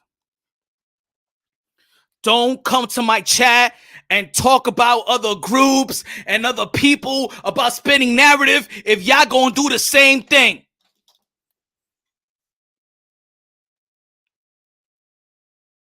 Seems like pulling out a Charlo fight has come to haunt him down. And yet people always talking about that shit. And I gave the example. I pulled out of a chick a long time ago. She wasn't pregnant. Huh? I pulled out of a chick 8 years ago. No. Let me see how long I've been married. Okay. All right, before my marriage. If I say 7 years within the marriage.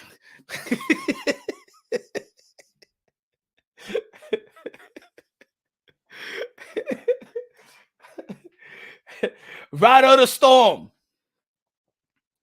Ride of the storm. Good looking out, my brother. Good looking out. Smash the like button. Hey, Punch, I met you 7 years. Yeah, salute. Thank you, right? Thank you, Ride of the Storm, and I appreciate that, my brother. Hey, yo, okay. I had to do my math right quick, right? Hey, yo, okay, so I had to do my math right. See, I've been married for some years. I mean, 9 years, baby. What you talking about? Oh, so it was that. So you pulled out that bitch, huh? Nah, baby, I mean 9 years. 9 years. So, we've been together. We've been together for 9 years? Huh? 7, 8 years? The fuck? You know, baby, that's the Foster, man. That's the Foster.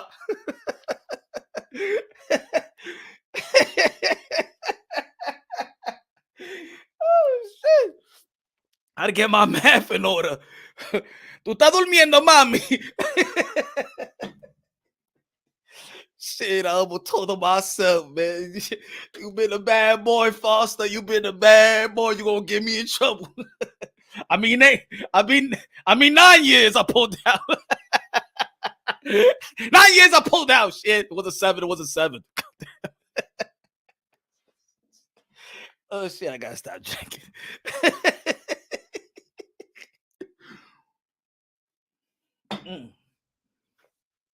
Blame it on damn Foster. You see, shit, I could get delusional too. Shit. Deontay Wilder blaming on the costume. I'm blaming on the Foster. Fuck that shit. Hey, Punch, you need to be on Dre's speaker. I think I'm a speaker for everybody, right? Yo, we're going to Punch with a black eye in the morning. Hell yeah, right? Young Star. Salute Punch from Pomona, California. Who you got, Canelo or Bivol? I got Canelo by KO. I got Canelo by decision.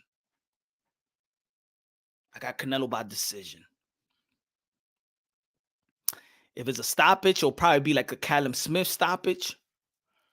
I think that Bivol has the skills to not get stopped. You know?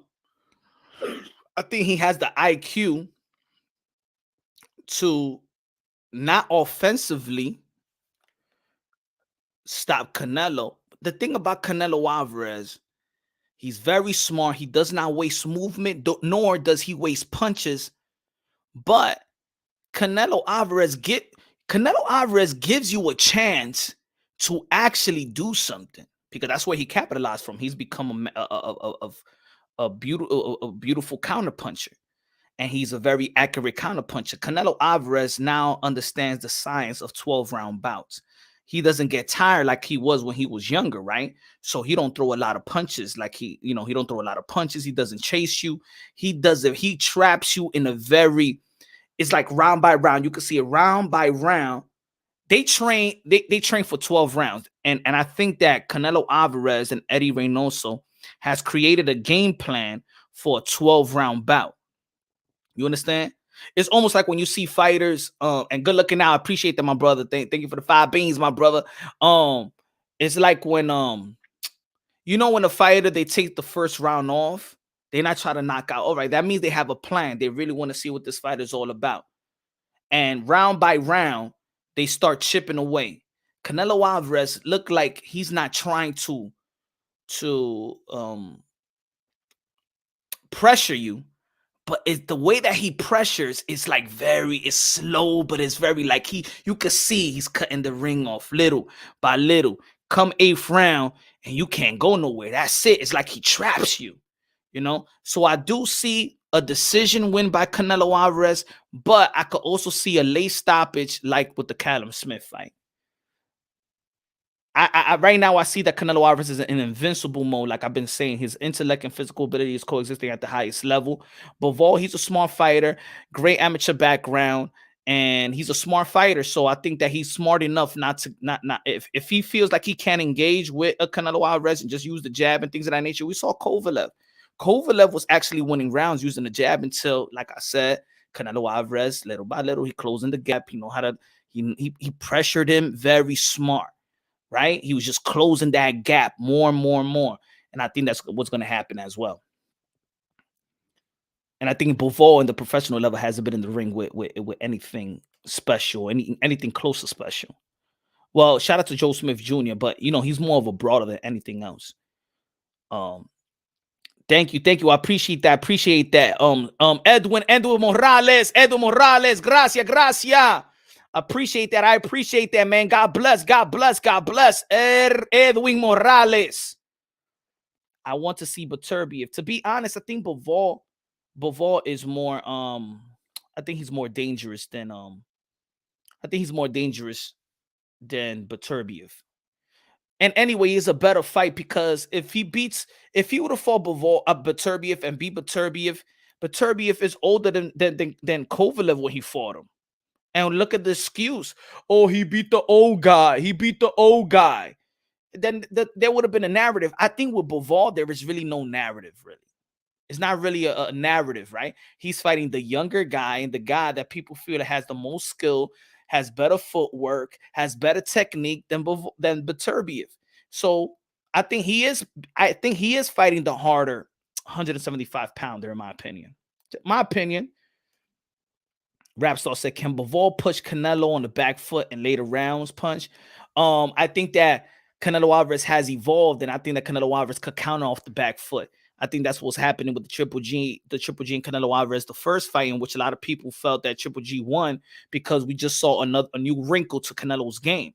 So he was on the back foot, he was moving, he was working in the outside, and actually, in my opinion, I was very intrigued by Canelo Alvarez and how he evolved this game, and I said, damn, he could move. So I seen Canelo Alvarez move. Canelo Alvarez, if you see the counter shots that he's countering, let's say when he countered Billy Joe Saunders, you know what I'm saying, is in the middle of the ring. Like, you gonna run to some shots. Is either Canelo Alvarez gonna pursue you or Canelo Alvarez gonna set some traps. So people forget Canelo Alvarez is a very smart fighter. At this point of his career, he's fought legendary fighters, and those legendary fighters gave you great experience. The fight with even the fights with Cotto, the fight with Mayweather, the fight with Mosley, these fights, and Triple G, you know what I'm saying? Daniel Jacobs, he had to learn how to beat a guy that switches from southpaw to orthodox that's taller than him, and all the opponents that he had was taller than him. So he was, and you saw off the back foot how he was slipping those punches from Daniel Jacobs, right? The Triple G fight, he beat the tall Cameron Smith guy. He beat another guy that moves around like Caleb Plant. He beat a Trout. He's seen so many different looks. He's seen so many different looks that the professional experience that Canelo Alvarez have at this point, I don't think nobody has right now. At this point, nobody has that. He's seen it all. He's a gym rat. He has momentum, and momentum is running high. The confidence is all the way high, and he's a hungry fighter. I just don't see nobody beating Canelo Alvarez right now. But if these guys rack up and fight each other like Demetrius Andrade and Canelo Alvarez want them, but Demetrius Andrade was calling for it. And that's why I'm pulling the interview. That's why I'm pulling the interview that I had with Demetrius Andrade, because what everybody highlight yesterday of Canelo Alvarez saying, Demetrius Andrade been saying that, but nobody want to hear him. And these other mass media that don't like to give nobody credit, because you know I'll take your fucking job.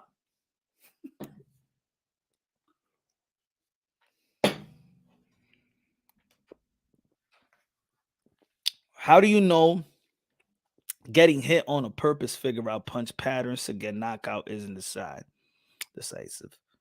Andrade versus Daniel Jacobs 2022. Smart move. I did against Tyre Cove, but a young, hungry Russian who's already used to taking bigger punches. I don't know. Please take Ray Flores' job. I like Ray Flores is funny, man. The only thing with Ray Flores is he got a lot of gigs. Like, yo, there's more people that could do some job, man. He everywhere, man. He in Triller, he in the Zone, and damn, man, give somebody some good looks, man.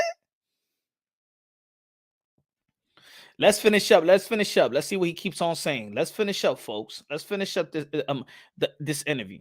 Yo, you fans are scared for me to fight your guy. You feel me? Tell him that's what it is, bro. For me to fight Canelo, Billy Joe. You guys don't want that because that's your hero. Yo, they fucking up. They beat up, bro. They fucking up. Excuse me. It's a Christian show. Sorry for the they messing up. You messing up their bragging rights. That's what it is. Oh, somebody called you, right? Yeah, somebody called me. Yeah. Oh yeah. They messing up your bragging. You messing up their bragging rights. Yeah, that's what it sure. Like, oh, who did I fight? Who did Colin Smith fight? Who did William Williams fight? Who did any of these other guys fight to deserve anything else? Yeah. Who did I called him, he looked like Pee Wee Herman. He fought Charlo. Citron. You know what I'm saying? Wait. Jack Sparrow, the dude that Charlo fought had one leg, bro. He had one leg. There's a guy he fought, he had one leg. Oh man. They try to hide his like ace bandits in the way, and they try to like rip it off of you up real quick. So yo, bro, come on. I'm not fighting them type of guys. You know what I'm saying? I'm not fighting those type of guys. So yo, Billy Joe Saunders recently said that I want to fight him. I want to fight you. He want to fight Boo Boo in February. Tell him to vacate the title. I'm not saying, well, he got to vacate the title anyway. Just fight anyway. Why are you talking about vacate the title? Is that just another way to you could go up with your title to 168 and still want to go back down? Everything I do is a problem. Anything anybody else do is never a problem, right? Let's just say for Canelo, he just now recently gave up the 160-pound WBA Super Championship title, right? How many fights he had before then? Before he actually gave that fight, that belt up? He hasn't fought. Almost 3 years. Kovalev at 160 pounds. Yes, Kovalev, Triple G, whatever. And then it was like Kovalev, and then the 68, whatever. Rocky fielded. Like, yo, bro, he just now gave that title up. And I did, yo, and before he did that, I did a video. I'm like, yo, immediately he needs to vacate, get stripped for that title, because that's really holding up unification bouts on the WBA side. So, yo, Man. That's what I'm saying. Whatever Demetrius, if Demetrius Andre's doing it, it's a problem. But if anybody else is doing it, it's all good. It's all love. But at the end of the day, it's all good. It's all love. Because at the end of the day, I'm gonna do what it do when it's time for me to get in the ring with these guys. And at the end of the day, like people are seeing it more and more and more and more. Like, yo, why is everybody avoiding Demetrius Andre?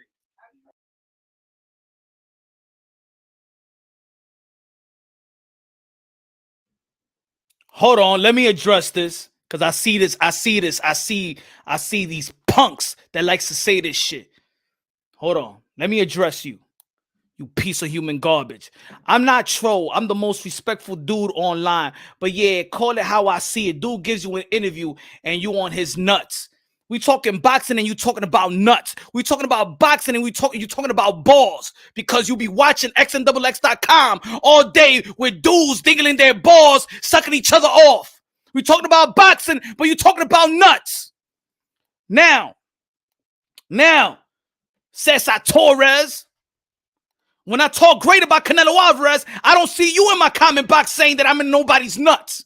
How much you want to bet that you be praising when I say, oh, good shit, Canelo Alvarez, the 4th division world champion, the newly middleweight undisputed, the pound for pound number 1, libra por libra numero uno. Huh? You don't say shit about that. Oh, because you want me to just be on Canelo's nuts. You just want me to just praise Canelo. As soon as your boy start praising other fighters, I praise all fighters, motherfucker. I did this shit from the mud. Motherfucker, you probably just don't like it that my voice has reached the level of world champions and motherfuckers like to give me fucking credit. You jealous motherfucker. You just like these dudes in the hood. When a motherfucker is moving up, you jealous ass motherfucker. That's who you are. Instead of saying, good interview, Punch. Good interview that you have a world champion, Punch, that want to interview you, Punch. Or you jealous ass motherfuckers can't see a motherfucker moving up in this YTBC or YouTube or boxing. You don't say that shit to motherfucking Mike Carpenter. You don't say that shit to Stephen A. Smith. You don't say that shit to any other people in ESPN or Fox or these mass media. You don't say that shit to Pheno Boxing. You don't say that shit to Michelle Phelps. You say the Punch Run Boxing, right? Because I made this shit straight out the mud, motherfucker. I'm bringing you motherfucking content, bitch. I'm bringing you motherfucking content, you bitch-ass motherfucker. Better respect my motherfucking grind. Fuck out of here. Nah. That's some slick-ass shit. That's slick moves, bro. Fuck out of here. Because I do an interview I become a fan of. The fuck out of here. Anybody that been following me since day one, they know who I'm a fan of, bro. They know who I'm a fan of. Fuck out of here, man. Since day one. Everybody know I'm a Keith Thurman fan, Boo Andre, Deontay Wilder, Gary Russell Jr. because I came from that class. That was my fucking class. Charles Hatley, the Charlo brothers, Mikey Garcia, Danny Garcia, Bud Crawford, Sean Porter, Daniel Jacobs. That's my class, bro. My class, my boxing class. I'm a fan of those motherfuckers. This new age dudes, the TOs. I respect all fighters, bro. That's the thing is, y'all so involved in the YTBC and a bunch of channels just disrespecting fighters all day. That when the dude is out here respecting Canelo and respecting Andrade and respecting a Charlo, motherfuckers get mad. Motherfuckers get mad when I go out there to San Antonio and before I even ask a question, and Jamal Charlo be like, hey, yo, Punch Drunk, I heard of you, bro. I like your shit, man. Keep on doing your shit. Y'all motherfuckers hate that shit, bro. Instead of saying, hey, yo, Punch, damn, yo, I remember when you started, bro. I remember when you started. Yo, that's good that they recognize you. Y'all motherfucking jealous ass motherfuckers hate that shit now. Fuck out of here, you jealous bitches. Fuck out of here, man. Don't throw no slick shit. Be like, I'm supporting you. They ain't supporting you. Saying that I'm on somebody's nuts because I get a fucking interview. Fuck out of here, man. You're talking to a grown-ass man, bro. Delivering some fucking content. Fuck out of here, man.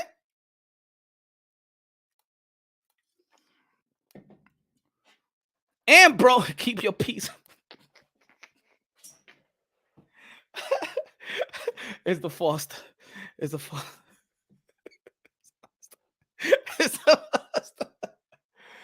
Come on, man. Trust me, yo. And I'm gonna tell you like this: me being unbiased, maybe that's why I can't. I would never hit 100K. I would never hit 100K, bro. You know why I will never hit 100K? Because if you come to my channel and I do a video and I praise Canelo because of his achievement, and he is due the praise in boxing. If I make a video, Jamal Charlo, and praise Jamal Charlo, the Canelo Alvarez fans or the subscribers that I may gain, my unsubscribe, the Charlo don't have enough fans like a Canelo Alvarez. I ain't gonna be moving up like that. But I don't give a fuck. I do it for boxing. This content right here, this live, is to respect of Demetrius Andrade, a guy in position also that deserves a big shot. I am praising Canelo Alvarez. I'm saying that these guys should forget about Canelo, enhance their legacy. So by the time they do X for Canelo Alvarez actually really respects a potential matchup. But right now, motherfuckers is looking like panhandlers. I don't want Andrade or Charlo or David Benavidez to look like panhandlers. I want them to get the fucking respect of the boxing fans because these are our modern day warriors, modern day gladiators. I kept saying it. I'm gonna keep on saying it. I do it for boxing. I love boxing. Boxing gets me fucking hard. It gets me in a fucking erection. I love the shit. I love boxing, baby.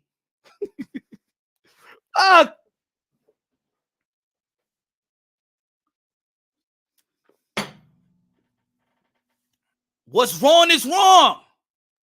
They are blackballing this man. That's wrong. And he doesn't get the same just due as every other fighter does. Shout out to Foster.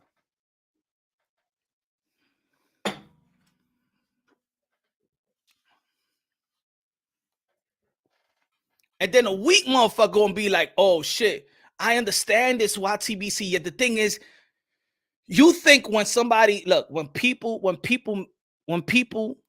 do an interview, because this is a toxic community, people want to see a person challenged. You want to see Punch say disagree with whatever Boo Boo is saying on any interview. Oh, yo, Punch, go after Teofimo Lopez Sr., man. Yo, tell him what it is. Go after him. Go after Amanda Serrano too. You want me to go after Amanda Serrano? Go after Peter Quillin, Luis Collazo, and all the great champions that ever gave me the chance. It's an honor. I'm gonna tell you the truth. It's an honor for me to talk to these fighters because to me, this is why I do it for the fighters. I created this channel to preserve the sport of boxing, to preserve the fighters, and give the fighter the benefit of the doubt. I will always give the fighter the benefit of the doubt. I won't give the promoters. I won't give the advisors. I won't give the managers. I will give the fighters the benefit of the doubt before I give everybody else.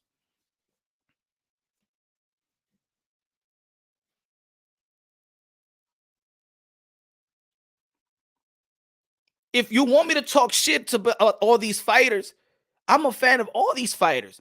Now I have a particular fan. I'm a particular fan for certain fighters that I like their skills. In the end of the day, it's an honor for me to talk to these fighters. But if I get the feedback, oh, when you talk to these fighters, you become a fan of, fuck, I'm a fan of all of them. And if they show me respect, hell yeah, I'm gonna become a fan of theirs too. If they're put it this way, now put it this way, my brother, and everybody else. Why don't you think that these fighters are a fan of Punch?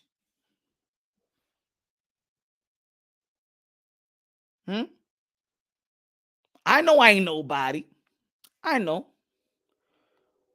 But don't you think they are also a fan of us?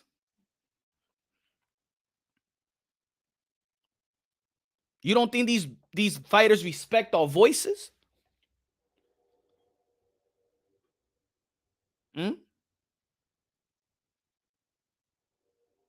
You know why a lot of fighters don't even come and do interviews? You know what most of them have told me? They don't trust nobody. They don't trust no journalists. They don't trust YouTube. All they hear, all the time, they go to YouTube, all they hear is hate. That's all they hear. And I'm in this community. I created a channel because that's all I heard, bro. Hate on fighters. Hate on fighters.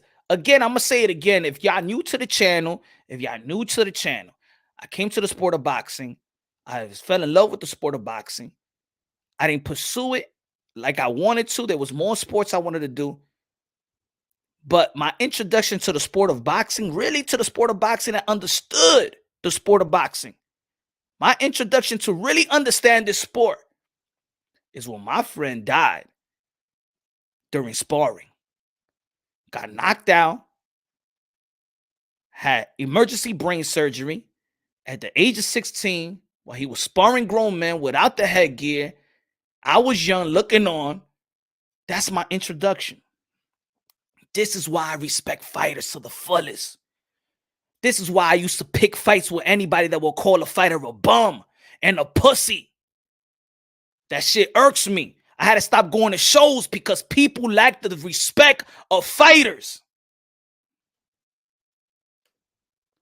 Prime time in the building. What's good? You and the IBFP are the real ones. Y'all preach the truth and keep it wherever you at in life. I hope you keep grinding and achieve way more. Thank you, my brother. Appreciate that. I want everybody to do the same thing. That's when I walk into this community. I say, oh shit, there's a hardcore boxing community out here, yo. All right, man. We gonna be lifting the sport of boxing, but damn, I saw that this shit is fucking toxic, bro. Nah. Why you block me? I wasn't even this. Nah, I never blocked you. Nobody blocked nobody, really. I mean, I'm not nobody. Cesar Torres. I'm hype, but no. Nobody block no Cesar Torres. Don't block him. Don't block nobody. Because I can handle shit. Y'all know who the real trolls are. Nah, if you have a difference of opinion or whatever, but I'm clarifying my stuff for you, my brother. That's not right, my brother. Don't tell me that, when I'm doing the interview, I'm on somebody's nuts, bro. Don't talk to a grown-ass man like that. Especially I'm out here doing a job. Out here fucking doing, I'm giving you content. You feel me? And with somebody also, I'm human, bro. I'm human too. If somebody's showing you respect, showing you love, you might become just a fan of theirs because they acknowledge you and they acknowledge your work. This guy, Demetrius Andre don't do a bunch of interviews. If y'all notice, he don't do a lot of interviews. He's not into doing interviews. You know what I'm saying? So when I get the chance to get the interviews, because all right, okay, he trusts that he ain't gonna cut up some interview and shit like that and shit on me. You know? Good looking out, prime time. Appreciate that. Punch, you missed the super chat, bro. I'm sorry, man. Wait, I got it right here. Youngster. Don't let these keyboards warriors get to your compa. Face to face, they will never keep that same energy. Oh, I feel you, man. Thank you, youngster. They don't get, it's just I'm too passionate for the shit. And if you understand how I walked into the sport of boxing and understood this sport, then people that understand my passion.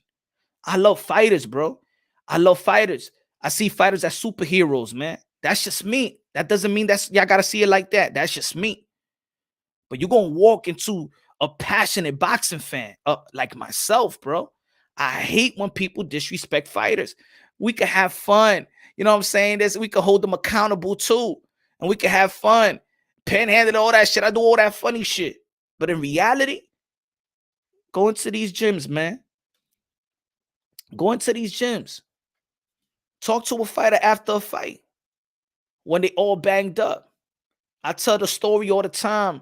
Well, and when I went to the Cali fight, right? And this dude he was beat up, bro. Beat up. Chichos everywhere. Got stitched up. But he was in the bus stop. After the fight, we left the arena. The dude, I forgot his name. He was in the bus stop. It's one of the prelim fights, right? And he was alone in the bus stop. And I said, yo, good fight. Where you at? Where you going, man? Because I'm thinking like, I'm thinking like, damn, he's taking the bus. Where your team at? He said, "Nah, I'm on myself. I'm gonna take I'm gonna take this bus." And he's looking at his phone. Yeah, I was just googling the hospital. I'm gonna go to the hospital. I'm like, damn, this dude put up a great fight, wonderful fight. He was like a warrior. It was a good fight. I forgot his name, but it's one of the prelims. You know, they pick these fighters as tailor made to lose, but he put up a great fight. He's in the bus stops right outside of the stadium. When I was out there in Bakersfield, right outside of the arena. He's taking a bus. I'm like, "Oh, where you at?" He's like, "Oh, I'm taking a bus to the hospital." I'm like, "Damn." It felt like, when on these dog fights, the pit bull fight, and the dude loses, and they take the fucking dog and do whatever to him. He's damaged goods, right?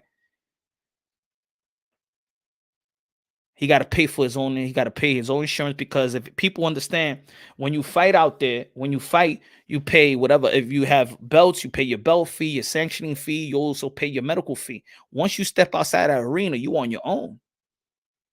Once you step outside that arena, you're on your own. You got to take care of your own health.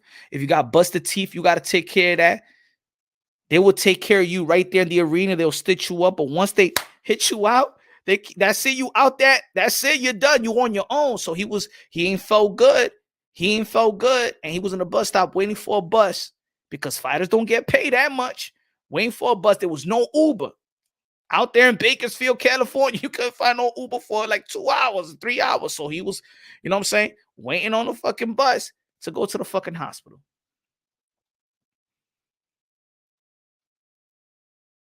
Man, that dude was on my mind. I'm like, yo, damn, yo. I'm saying boxing, man. Y'all don't understand what these fighters go through. To hear that these guys are pussy and bums from people, y'all don't understand boxing.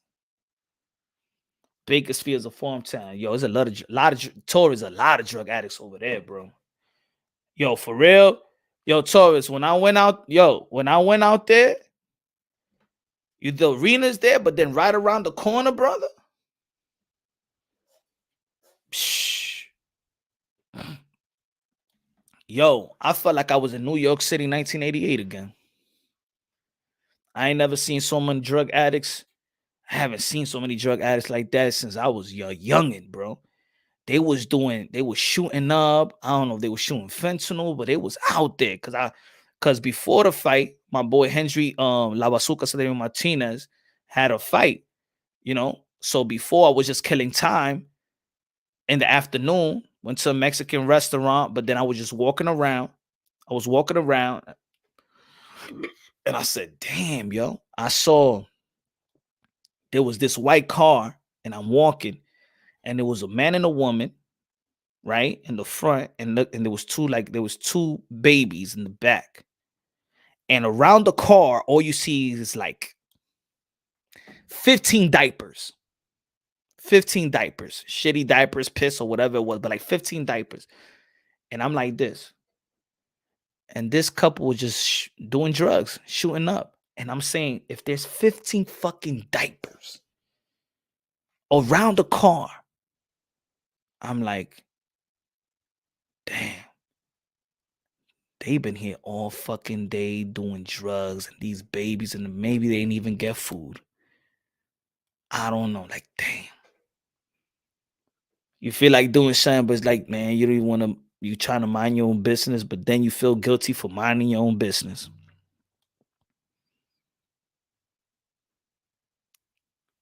You see young people too. Yeah, man. I say, yo, this shit is 1988, because I'm born and raised with it. It was in my building. It was a fucking drug lab. Back in the days, they used to have a line from the 6th floor. Since the 6th floor, there was a lab, and all the junkies used to get their drugs. And there was a line from the 6th floor all the way from around the corner of the building. I'm not lying to you, folks. I don't know what type of era y'all lived in. I'm a 80s. I'm a 90s baby. I'm a 90s baby, but you know what I'm saying? Born in the 80s.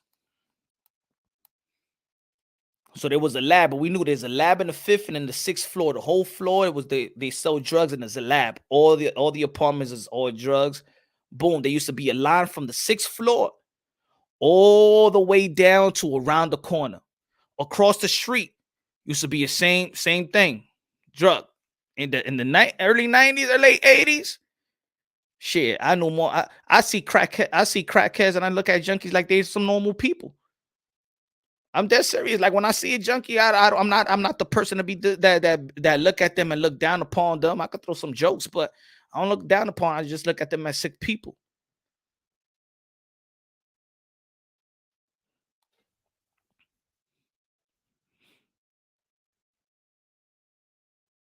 He said, "You good now, bro?" I smoke weed. Nah, man. I just get past. Since I felt disrespected, man. Cause I hear it from my haters too. That's what it is. I hear it from my haters. I get an interview. Why can't I get an interview? Why can't I respect what they're saying? I'm a fan of all fighters, and if they showing me love, hell yeah. A matter of fact, I'm human. If my people's over here showing me love, shit, I'm gonna love y'all right back. If y'all saying, "Yo, Punch, I support you, man. I love what you're doing." Man, as a human, I'm like, yo, that's my brother right there. And they supporting me, man. They appreciate me, man. I appreciate y'all. Yeah, you're going to get the benefit of the doubt. You know what I'm saying?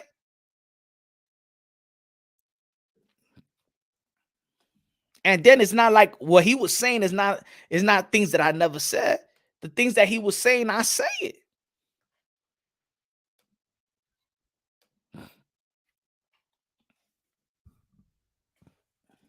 We gonna see you at all the interviews, Punch. Shit, man. You know what they doing to me now? They fucking blackballing me now. I can't go to fights. I can't go to fights no more, man.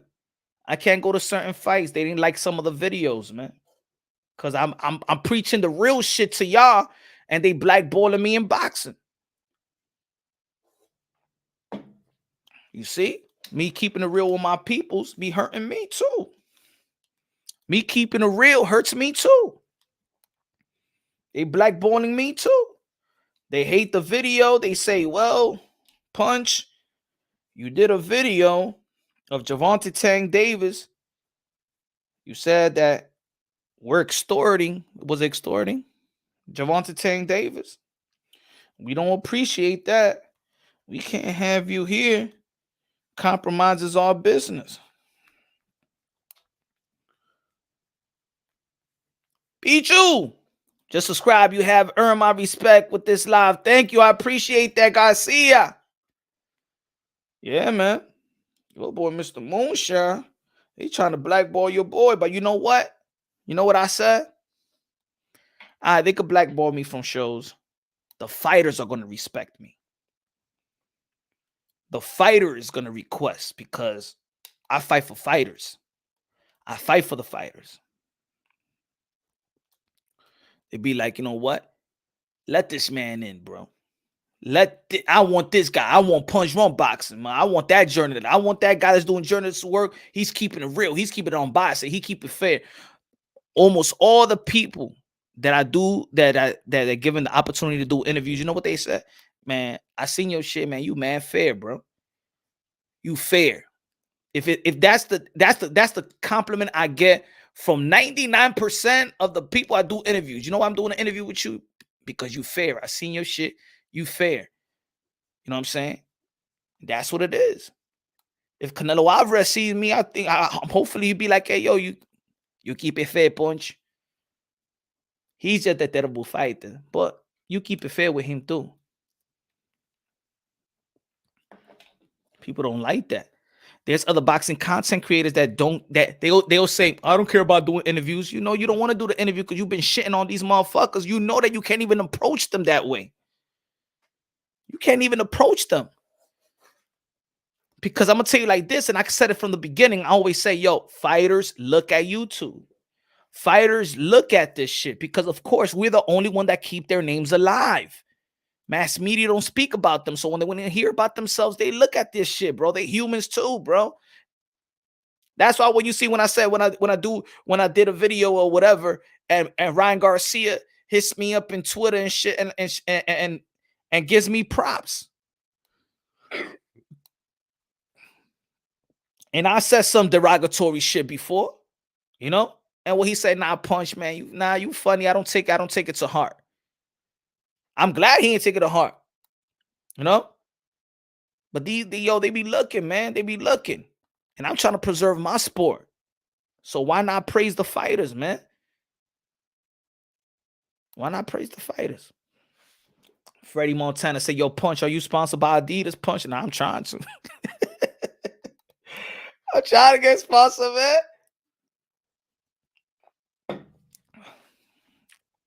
I don't learn from anyone. Tycho TV said, I don't learn from anyone at YTBC. Boy, if your purpose on here is to swallow narratives and learn from others' opinions, congratulations and keep on your road to greatness. I am different. I could learn from people, but I could learn from people I could learn from people here. You know what I'm saying? If people just keep it real about if people, you know, when somebody love the sport, you know, you could learn from them. And the business side of it, that's what I said. 2022, I said I gotta learn. I'm giving y'all the business side of boxing. You know, I'm asking the right questions to give you the right answers. Carlo, Punch. You opening the panel? Nah, man. I'm going to take my Foster, probably get another one, man, and do some film study. I got to do some film study for the Jose Ramirez versus Pedraza.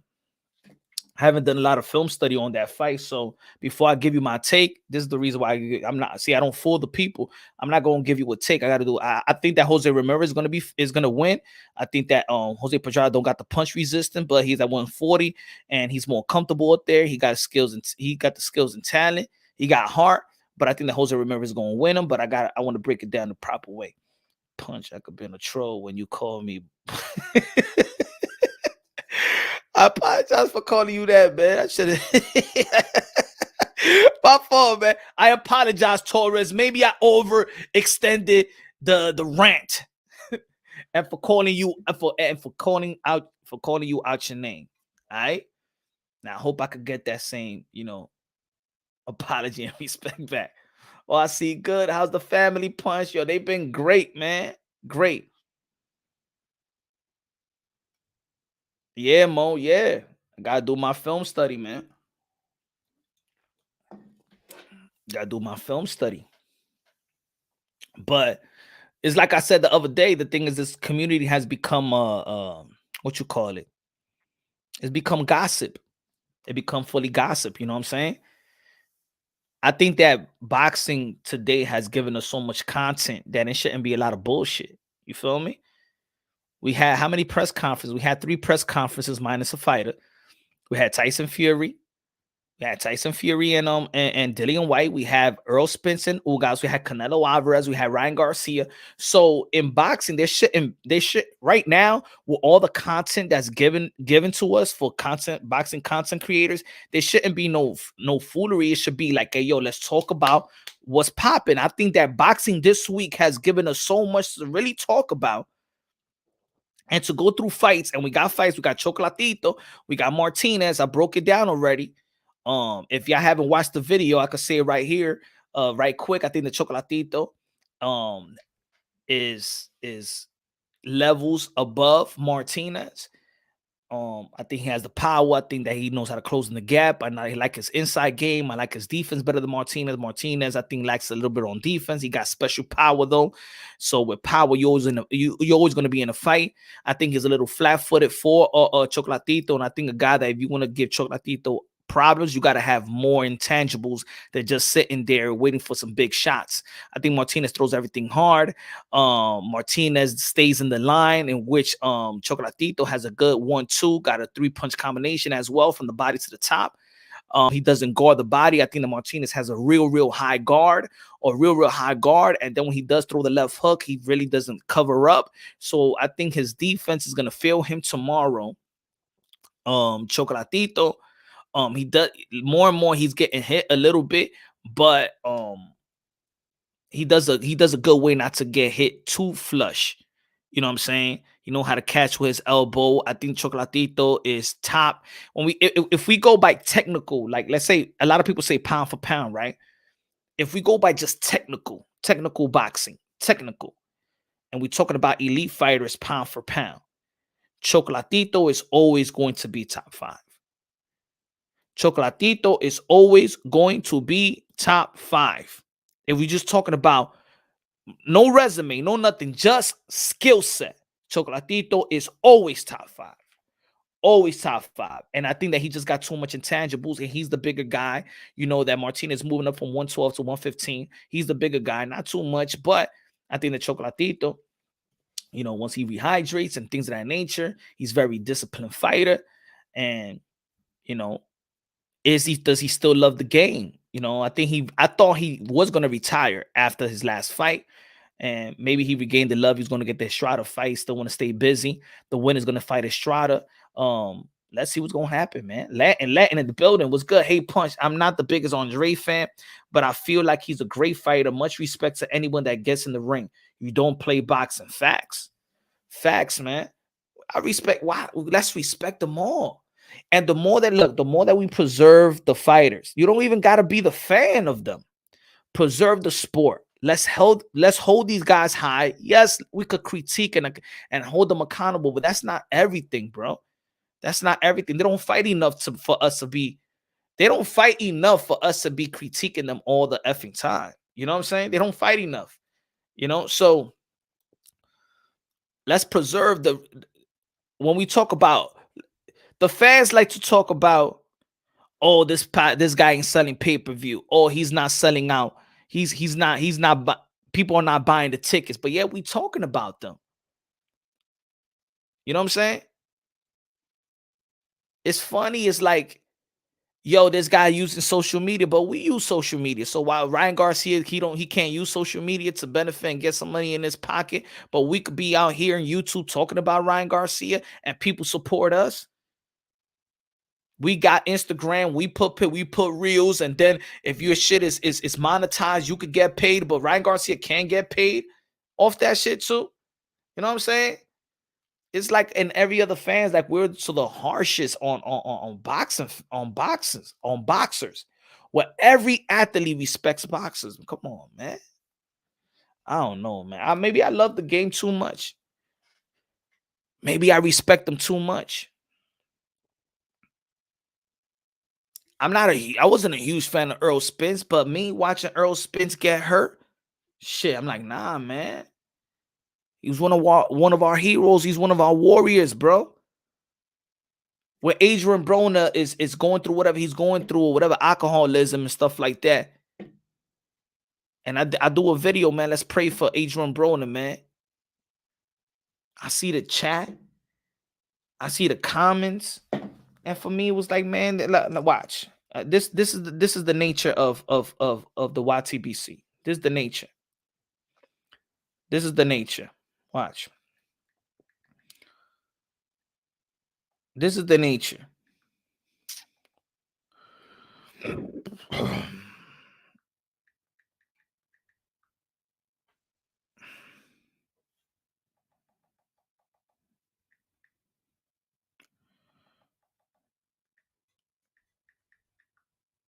Watch. This is the nature. I'm gonna give you an example, right?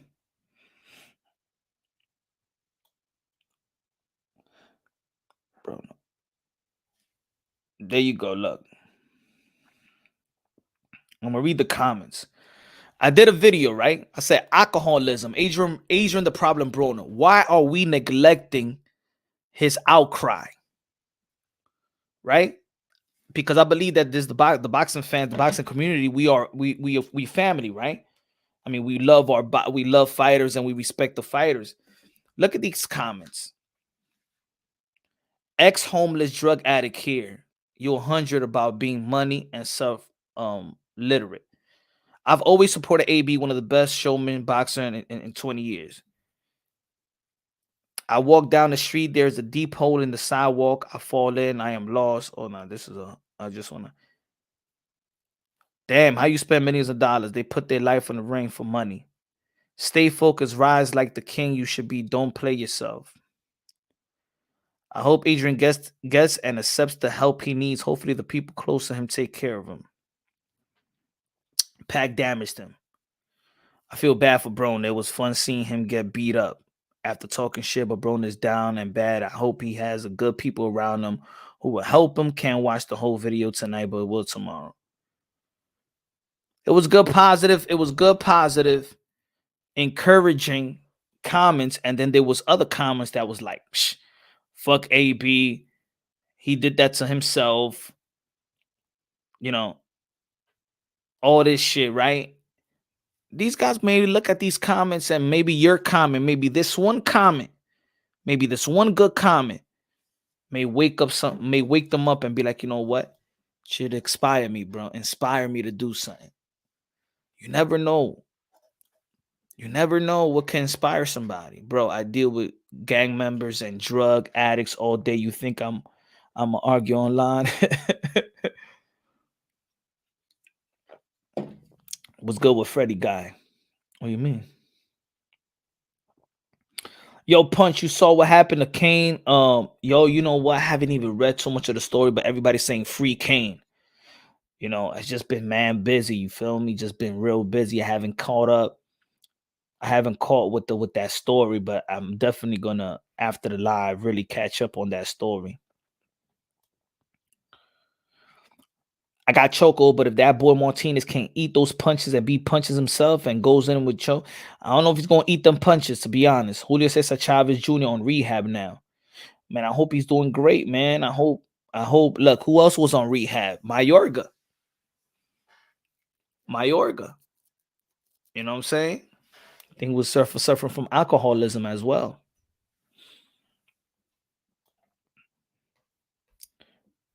You know what it is that I'm not trying to like disrespect anybody or whatever. The people's channels, they do what they do. If people are successful, some people getting, you know what I'm saying, getting supported real well. I think that there's some people that's trying to hold on to their subscribers and not really saying their whole truth. I'm not saying, you know what I'm saying? Because when you get supported, right?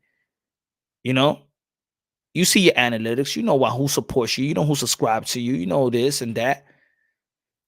And you scared to give another take that goes against of what most of your subscribers feel.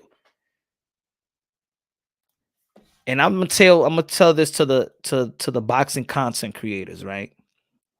I believe that most of y'all created a channel for boxing because you love the sport.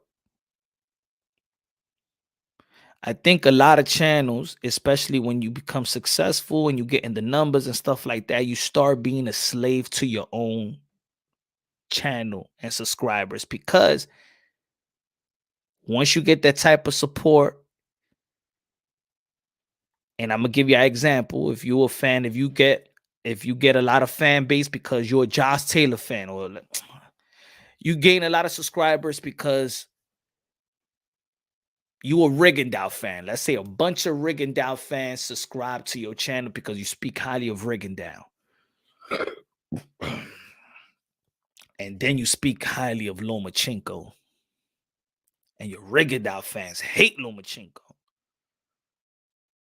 But you ain't going to speak good about Lomachenko because that's going to rub your Rigo fans and they'll unsubscribe you. So now you got to keep on with even maybe you want to critique Rigondeaux, but you can't do it. You got to keep on praising Rigo and shit on Lomachenko. If you don't want to shit on, there's people that have created their channel. If you got a Manny Pacquiao fan base, you want to shit on Mayweather because they're going to support you. As soon as you give Mayweather credit, these your subscriber going to be like, get the fuck out of here, man. If you build your channel of Canelo Alvarez, you build your channel of Deontay Wilder, and you start talking great about Tyson Fury, your subscriber going to look at you sideways. Now, what this guy's talking about, man? Fuck this shit. I thought your channel was good, was dope.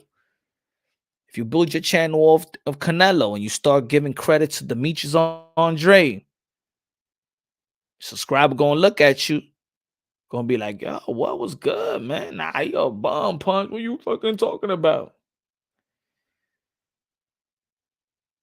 Only because you're successful in YouTube, that doesn't mean you abandon boxing. And shout out to the people, that subscribe to us and support us. But also, I want you to respect my voice when I'm talking good about Canelo, and when I'm talking good about Charlo and Demetrius Andre, and I'm talking good about Tyson Fury, and talking good about Deontay Wilder, and talking good any rivalries that break up the fans. I want you to respect my boxing knowledge and my boxing take and whatever I bring to the table. Don't like this divisiveness shit. I'm willing to also do collabs with anybody, even the haters. If it's all about boxing, if it's not personal, we could collab. There's certain channels I'll be watching. I'll be like, yo, there's other channels that they know they even got beef with me, but they need to have beef with me because it feeds their subscribers. You can't say you cool with Punch no more. You made your subscribers hate Punch. How you gonna say now that you cool with Punch? No. But hey, everybody, man, boxing is great. Boxing is the best sport in the world. We have a great lineup of fights. We got Ryan Garcia back in the ring, Chocolatito Martinez tomorrow. Pedraza and Ramirez tomorrow. Follow it up with Chocolatito and Martinez. We heard the postponement of the fight of Jamel Charlo and Brad Castaño. They got a date, May 14th. So look at that. We got Ryan Garcia. We got Triple G Murata, April 9th. April 16th, we got Earl Spence versus Ugas. April 23rd, you better save your money because we're going to have a lot of pay-per-views. So Ugas and Spence pay-per-view. Tyson Fury versus Dillian White pay-per-view. Canelo Alvarez pay-per-view. So in the span, so 4 weeks, 3 out of the 4 weeks, you paying for pay-per-view. So ladies and gentlemen, save your money. Save your money. All right? Don't complain because you're going to be paying pay-per-view for Dillian White, Tyson Fury, Earl Spence, Ugas, Canelo Alvarez versus Bivol. April 30th, we got Shakur Stevenson versus Oscar Valdez in the same day that we got what I believe the biggest fight and the most important fight in boxing. Amanda Serrano versus Katie Taylor, undisputed lightweight, 2 decorated champions, 2 walking Hall of Famers. Followed up with that is Canelo Alvarez and Bivol. Followed up with that is the undisputed rematch of Brian Castaño versus Jamel Charlo. Man, come on, man. I love boxing, bro. Boxing is great. Boxing is feeding us real good. So we got so much content. We got so much fight. We could leave the gossip alone. We could have fun, but it's so much fights to break down. And I'm willing to, you know what I'm saying, do my film study right now after I get out this live. So everybody, appreciate y'all, man. Subscribe to the channel. Smash the like button. Y'all already know where one race, what makes us beautiful is the different cultures. We're brothers and sisters, sons and daughters of the Most High. Thank you for all the people, especially the people that has and pray for Ukraine and pray for Russia as well, man. Because I know that Russian and Ukraine people, I know both sides that don't want this shit. So also, man, give your prayers when you're doing it, when you praying. Always have these fighters, man. When you're watching a fight, have these fighters in your prayer, man.